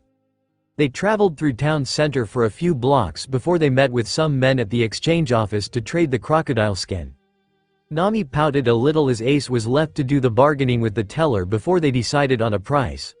Personally, she felt that she could have gotten a better deal as they took the sack of berries and left before heading deeper into the city while being surrounded by fancy stores and expensive merchandise. "Geez, these prices are practically a scam," Nami grumbled as she looked at some of the beautiful dresses in the windows before gawking at the price tags. "Does anyone else notice something about these people?" Zoro asked as the people were giving the boys the same exact judging looks. "The fact that they're all ugly," Usopp pointed out, which was true. The faces of all these people were indeed all very ugly due to the constant sour or stuck-up expressions, as if they smelled something disgusting wherever they went. "Well, yeah," Zoro agreed, "but I was talking about the fact that they're avoiding them like he's carrying a plague or something." "Yo-ho-ho-ho, you're right," Brook said as they watched the people around them moving back as if afraid of getting their clothes dirty. "I think that it's the clothes that they're wearing that's doing it," Sanji sighed, having seen this very often back with. He forced down those darker memories, doing his best to try and erase them as Chopper pointed out that their cloak wasn't that bad, only a little dirty. "That's the problem," Sanji explained as he watched on with an angry expression when he caught sight of how some of the women were actually pulling out handkerchiefs and using them to cover their mouths and noses. I normally like a clean surface, but this is ridiculous. It's almost too clean. Yes, and where do you all think that trash must go?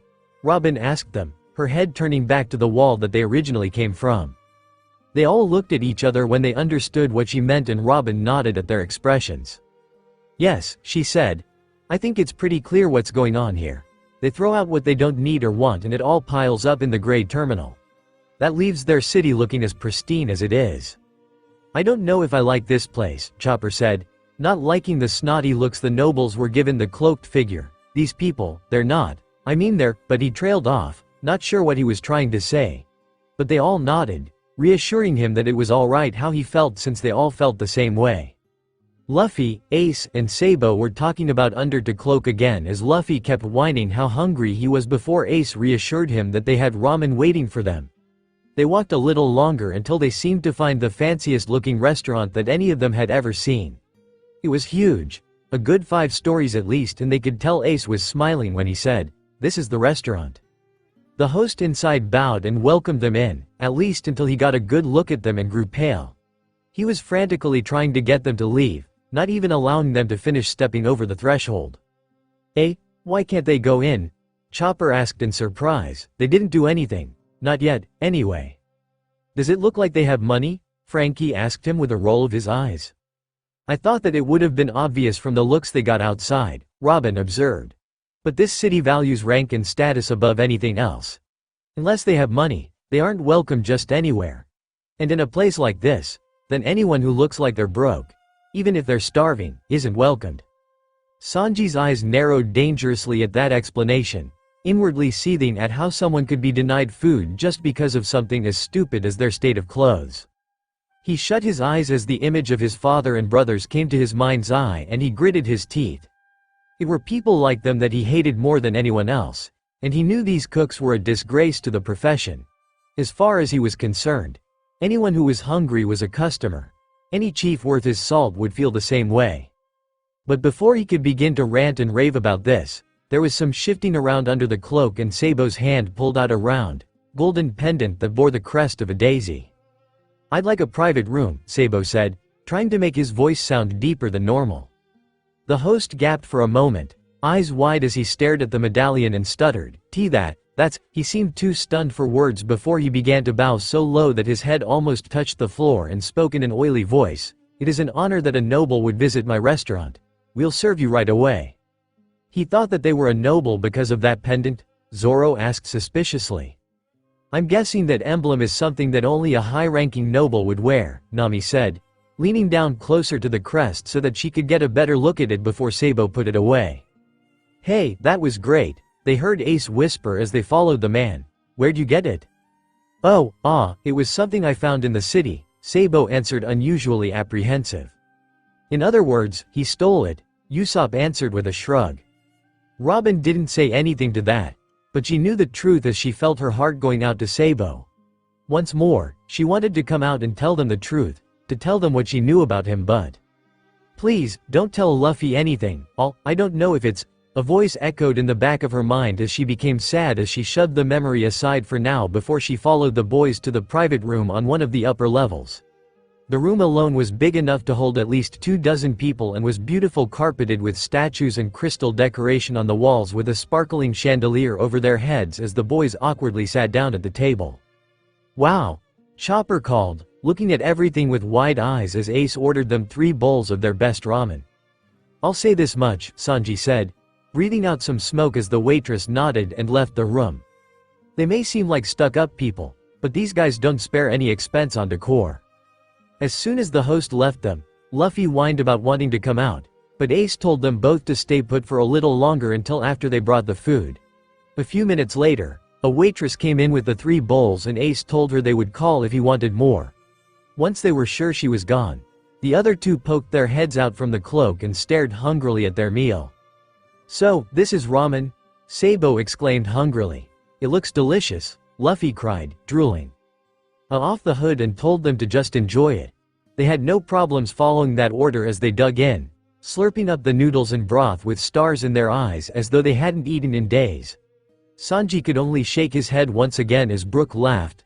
looking on hungrily, and placed his bony hands over where his stomach would have been as he moaned out, "Aw, it does look good. I wish I could have some." "Yes, too bad it's just a memory," Robin agreed, now starting to feel a little hungry herself and wished that they had some of Sanji's packed lunches with them. "Don't worry. I'll be sure to make some when we get out of this place," Sanji promised, and Brook, Chopper, Frankie, and Usopp all cheered happily before doing a dance around him, chanting, "Ramen! Ramen!" He smiled at how happy they all became, and he suspected Luffy would be thrilled at the thought as well. In no time at all, the boys finished their bowls before Luffy began howling out for more. Ace and Sabo had to clap their hands over his mouth to keep him quiet before Sabo cleared his throat and called in that deep voice for 3 more bowls. "There won't be anything left in the kitchen by the time they're done," Nami predicted, shaking her head. "Well, growing boys need food," Robin pointed out. "Besides, it's the restaurant's fault for not realizing something's off," Zoro said as the boys hid under the cloak again and waited until the waitress returned without another serving. One person ordering all that ramen? They kinda had this coming. Though Zoro believed his own words, he didn't realize just how hopeless these owners were as they kept bringing in more and more food, which was like adding fuel to the fire. The boys were clearly showing this place no mercy as they continued to eat this fill, which showed that Sabo had the same bottomless stomach as Ace and Luffy. "How many bowls is it now?" Chopper asked in amazement as he watched the 3 of them inhale bowl after bowl. "I think 23 of them, give or take. I kinda lost track," Usopp said, doing a quick count of the empty bowls. "Come on. You mean to tell me that the kitchen still hasn't they figured out that something's not right?" The boys ducked back under the cloak, not even done with this current helping when the waitress came back in with mower, gasping for breath, looking as if she had run up here from the kitchen. In his excitement, Luffy didn't even bother to hide his abilities as his arm shot out and took the tray from her. It was over so fast that not even Sabo and Ace realized what happened as they continued eating under the cloak. The waitress stood there frozen for a second before she screamed and the door shut behind her. "Well, if they don't notice something's wrong now, then I don't know how they managed to stay in business," Zoro said as the others laughed. Finally, they seemed to catch on to that fact because someone more official came in next time, well dressed, and asking, "Sir, can you please explain?" But upon seeing all 3 kids, who had no warning to try and hid themselves, he let out a cry of shock, startling them when they realized that they overstayed their welcome. "Crap! They found out!" Ace exclaimed as he swallowed the last of his food and grabbed his staff. "Run!" Sabo yelled, and then the 3 of them made a break for the nearest exit, which happened to be the window, and went crashing right through it. "Wait, what floor are we on?" Nami screamed out. "Doesn't matter." Sanji laughed as he and Zoro jumped after them. "Let's go!" Yo-ho-ho-ho, Brook laughed, also taking a jump, and almost flying through the air as Frankie picked up the girls, one in each hand, before he followed, with Chopper and Usopp right behind him. Chopper had turned to his guard point form and had stopped his fall easily while Usopp landed on top of him and bounced down to the ground. "The thieves are escaping!" The owner shouted from the window, "Someone get them!" "What a rush!" Frankie laughed as he went chasing after the boys. "They'll never be allowed back here again," Usopp laughed as he ran after them. "Please, at those prices? Who would be?" Nami asked, not a fan of dinning and dashing like that, but even she was having a hard time trying to keep a smile off her face. "It's them. Those brats again," a voice yelled as they ran, people backing away from the boys. "Again with those 3 criminals," an officer yelled. "Why did they let them into the restaurant? Don't run. Someone catch those brats." "I guess that this isn't the first time that they did something like this?" Robin asked, now laughing outright. Ace and Sabo were a terrible influence on Luffy. "Ah, these snobs deserve it," Zoro grinned, generally having fun for the first time since stepping into these memories. Yet the fun seemed to have been sucked away soon enough when they ran by a finely dressed man with a thin mustache and wearing a top hat, much like Sabo's but with feathers, a flower, and what appears to be a chain-like band rim. At first, the Straw Hats paid him as little attention as the boys did when they ran past, at least until the man cried out in shock, "Sabo? Is that you, Sabo? Wait, so you were alive?" Upon hearing his name, Sabo stopped dead in his tracks and turned to stare at the man with a panicked look on his face. "They know each other?" Brook asked in surprise, also stopping.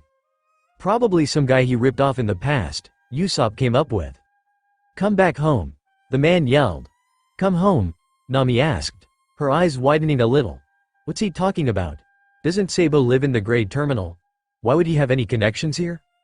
Luffy and Ace seemed just as startled at this as they were as Ace asked, looking back at the man in mild surprise. "Hey, Sabo, that man's calling you." "You know him?" Luffy asked, also stopping. Sabo only said hurriedly, "He must be mistaking me for someone else. Let's go." Without giving them a chance to ask any more questions, he bolted, forcing the other two to exchange surprised looks before giving chase, calling after him even as the man shouted out for Sabo to stop. "What's going on here?" Usopp asked, not understanding what just happened as the memory faded away into darkness. "If we knew that, don't you think we would have told you?" Sanji asked irritably. Just then, the next memory appeared, revealing the boys after having escaped and were standing on a grassy cliff outside the forest and had the perfect view of the ocean. Luffy was patting his full stomach happily as he said, "Since I ate all that delicious ramen, I'm in a good mood, just a little sleepy." "Don't go to sleep now," Ace snapped before glancing at Sabo, his arms folded that reminded one of a parent catching their child out late.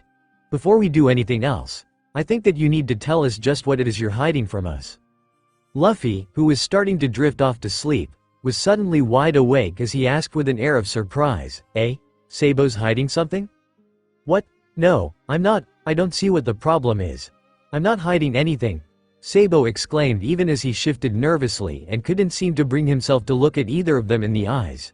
In other words, he was clearly hiding something from them.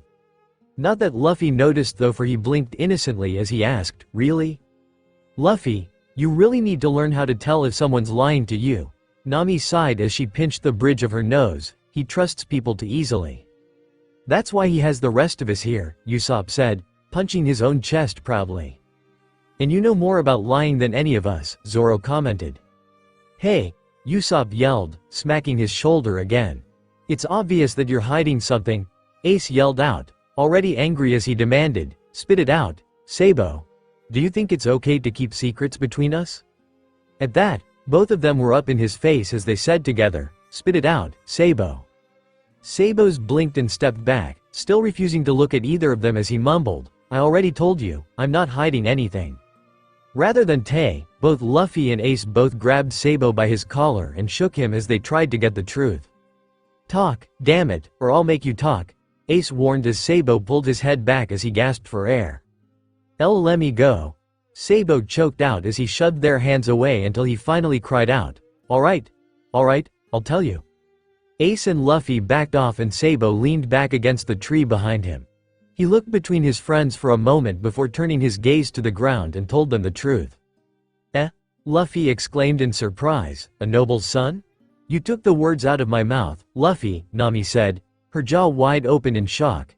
"He's the son of some rich nobles, Lucky?" "Who?" Ace and Luffy asked together in confusion. "Me of course," Sabo yelled. "Seriously, weren't they listening?" Sanji muttered with a roll of his eyes as he had watched how Sabo flinched violently at the word, noble, as if reminding him of a bad memory. Seems he was a lot like this kid in one sense. "So he didn't steal the crest," Brook said as Frankie, Usopp and Chopper were staring at Sabo in amazement.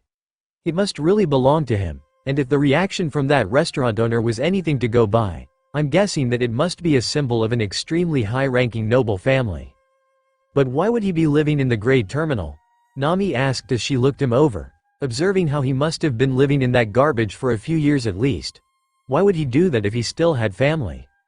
Ace and Luffy blinked at that before they started picking their noses before saying in unison, "So?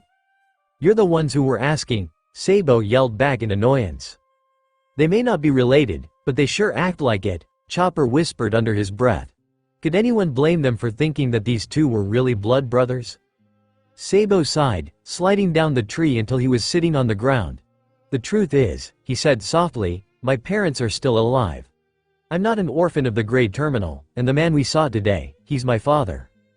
Ace's eyes went wide, but Luffy didn't seem to react at all as Sabo looked at the two of them and apologized in a sincere way, "I'm sorry for lying to you."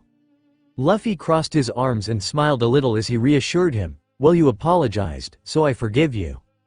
"Of course he would," Usopp said, smiling fondly, remembering that horrible moment when he left the crew and how he'd been welcomed back after he swallowed his pride and apologized. "To be honest, I'm surprised," Ace said as he turned and walked a couple steps away from them, a thoughtful expression on his face. "Why would you do all of this if you're a noble's son?" "Yeah, I don't get it. They're his family, aren't they?" Chopper asked softly, watching Sabo gritting his teeth together. "Remember the people we saw in town?" Robin asked. Though already knowing the answer, if I had to live with people like that, I probably would have left too. "I had to run away from home," Sabo confessed loudly, and the boys looked at him in surprise. Sabo sat there, with an angry look on his face as he came clean and told them, "They only care about money and social status, not me." Nami blinked at that as Sabo's eyes narrowed in resentment and confessed, "If I don't marry a girl from the royal family, I might as well be crap to them. I had to study every day, just for that. I was always arguing with my parents because of my poor results in school. For that family, I was nothing more than a nuisance." "To dictate a child's life," Brooke said softly. "That is terrible. They should have been encouraging him to live his life, not to make him live how they want just to make them look better."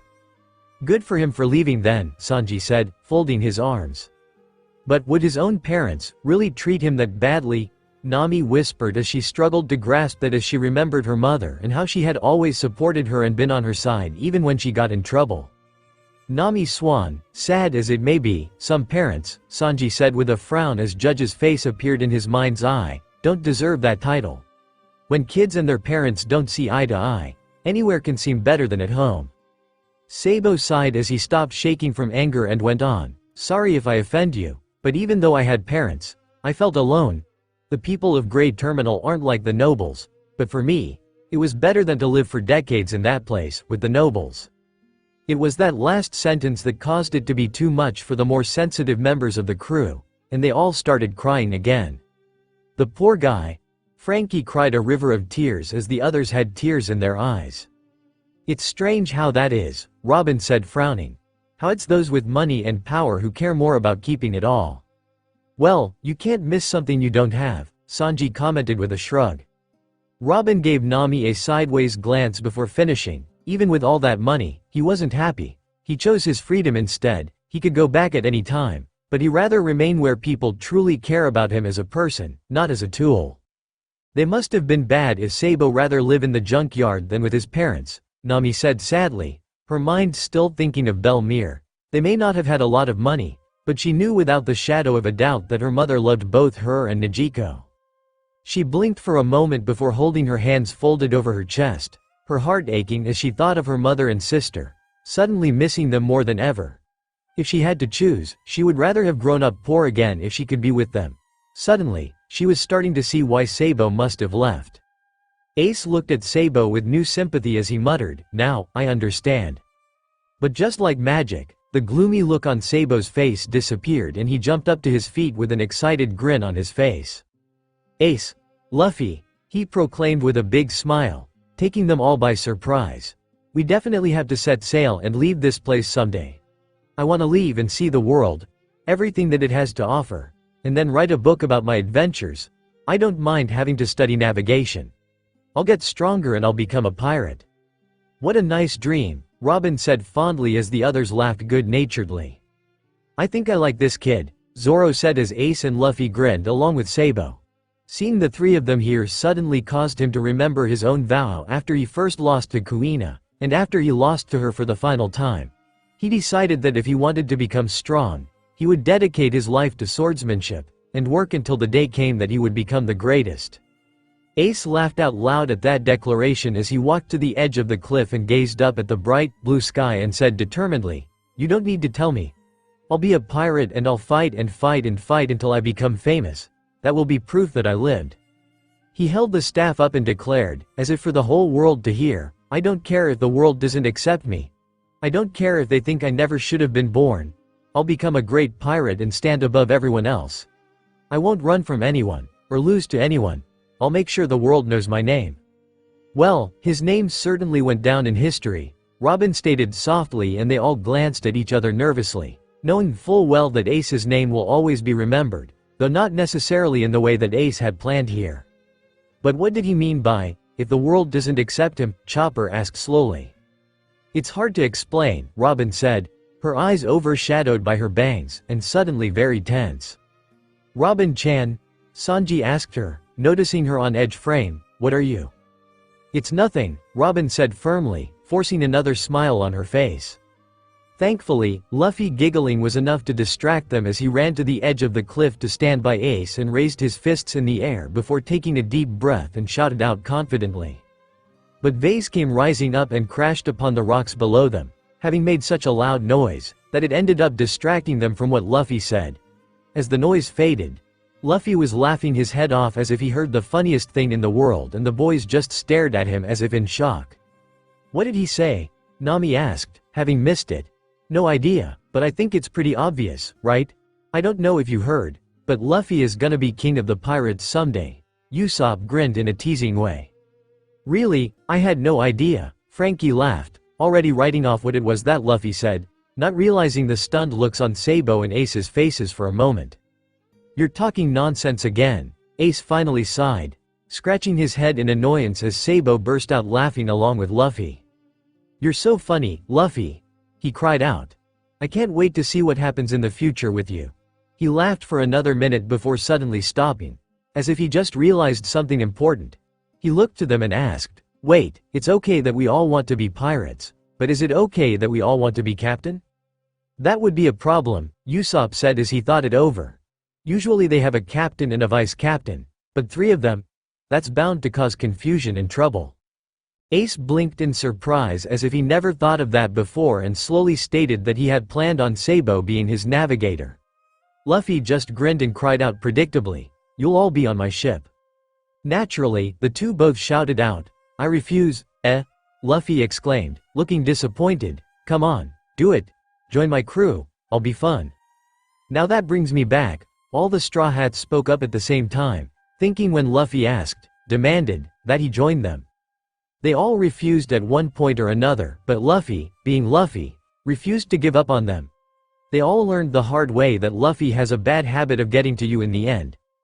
Luffy may be idiot, he may be reckless and high maintenance, often causing them to question their own sanity for joining him in the first place, but still, at the end of the day, they just can't bring themselves to regret joining. But the boys seemed to think otherwise. That will never happen, Ace told him. Yep, I agree, Sabo nodded and grinned at the outraged look on Luffy's face. Yeah, I wonder if I should have said that, Sanji shrugged as he finished another cigarette and was fishing out another. Be nice, Robin smiled. Yeah, I guess, Sanji sighed, puffing on his cigarette for a moment before his eyes turned back into hearts and crying out dramatically, if I hadn't joined, then I never would have been able to sail with you two gorgeous ladies. That was the most painful thing during our 2-year separation. But now that we are all reunited, I feel as if those painful memories of hell faded to the corners of my mind. What mind? Zoro asked as he interrupted Sanji's self-proclaimed love.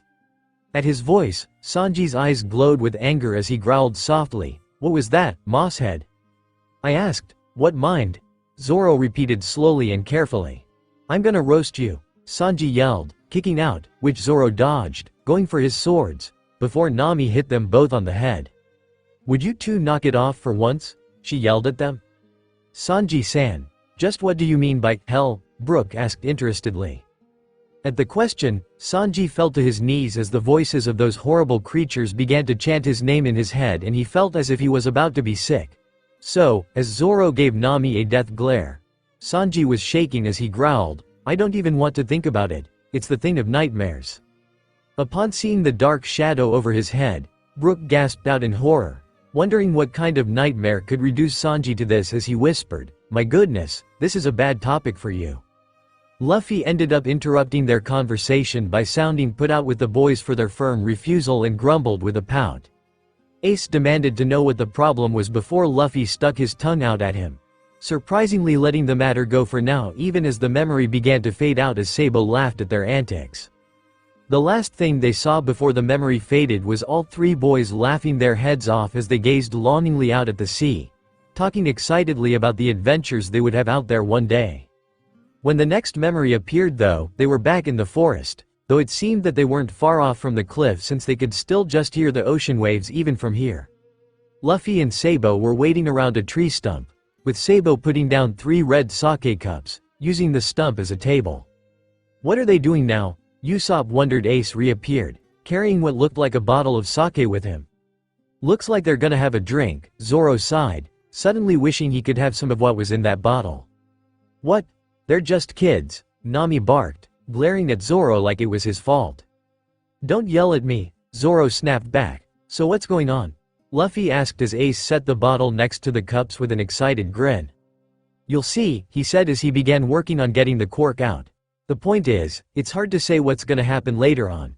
But I think it's best that we decide future things in the future. Maybe we'll end up on 3 different ships.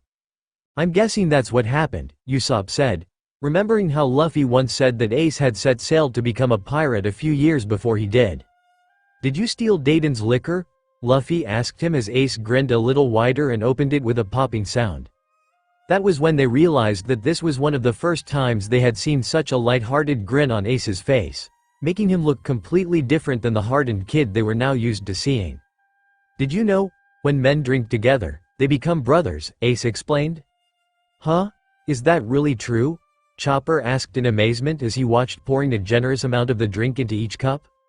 They do say that, Sanji said, thinking of when Chief Zeph once mentioned it in passing. Really? Huh, in that case, I'm guessing that about half of Water 7 are my family now? Frankie said thoughtfully. It's a little more complicated than that, Robin chuckled. Such ceremonies usually take place in the pirate world though, either between one individual or even a group of people with another. It's not the same thing as a contract like between countries or businesses.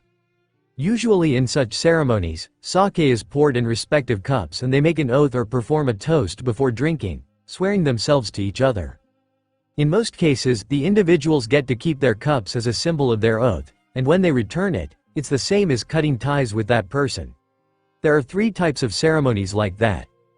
The most common is known as the followers' sake cups, which is used during a one-side pledge of loyalty, usually in the formation of a one group serving under another as a subordinate crew.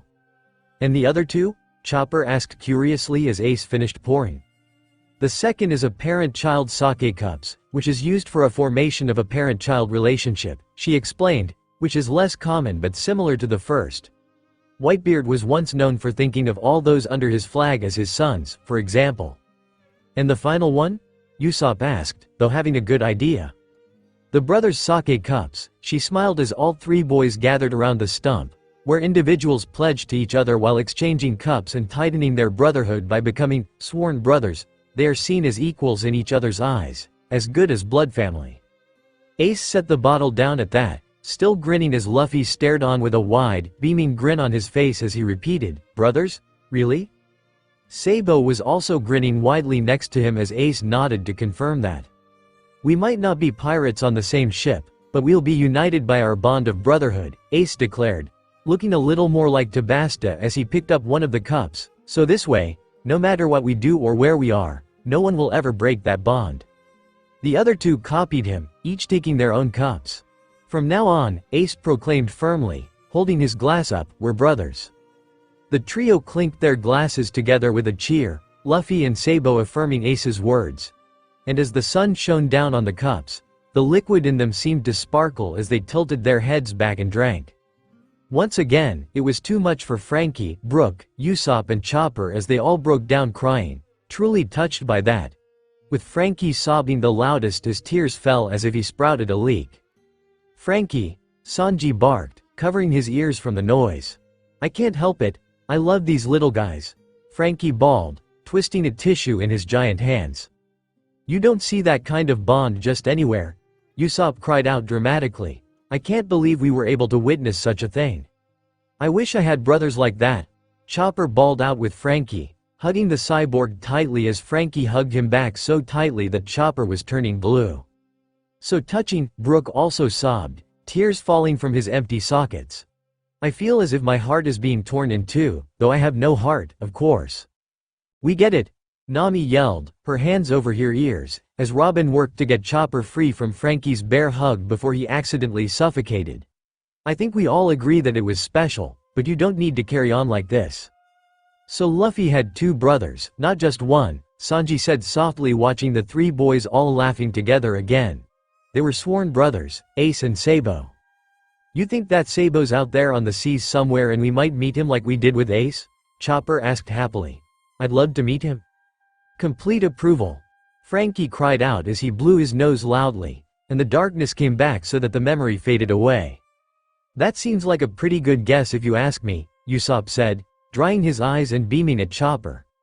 Maybe that's why Luffy never told us about them, to make it a surprise when we do meet them. Really? Chopper called out in excitement. Oh, I can't wait? Don't get so eager yet, Zoro said, frowning at this whole thing. I think we're missing some important information here. The smile soon faded as they looked at him with Usopp asking, what do you mean? I mean, even when we met Ace before, neither of them ever mentioned another brother, he pointed out. Luffy, I can understand since he's someone who thinks ahead rather than the past, but why didn't Ace ever once mention Sabo? That whole time that we traveled with him across the desert, not a single word. You think that they'd have mentioned the guy at least once? The others all looked at each other as they realized he was right, and suddenly an air of dread hung in the air. All the while, Robin's face was completely stoic as thoughts raced about inside her head.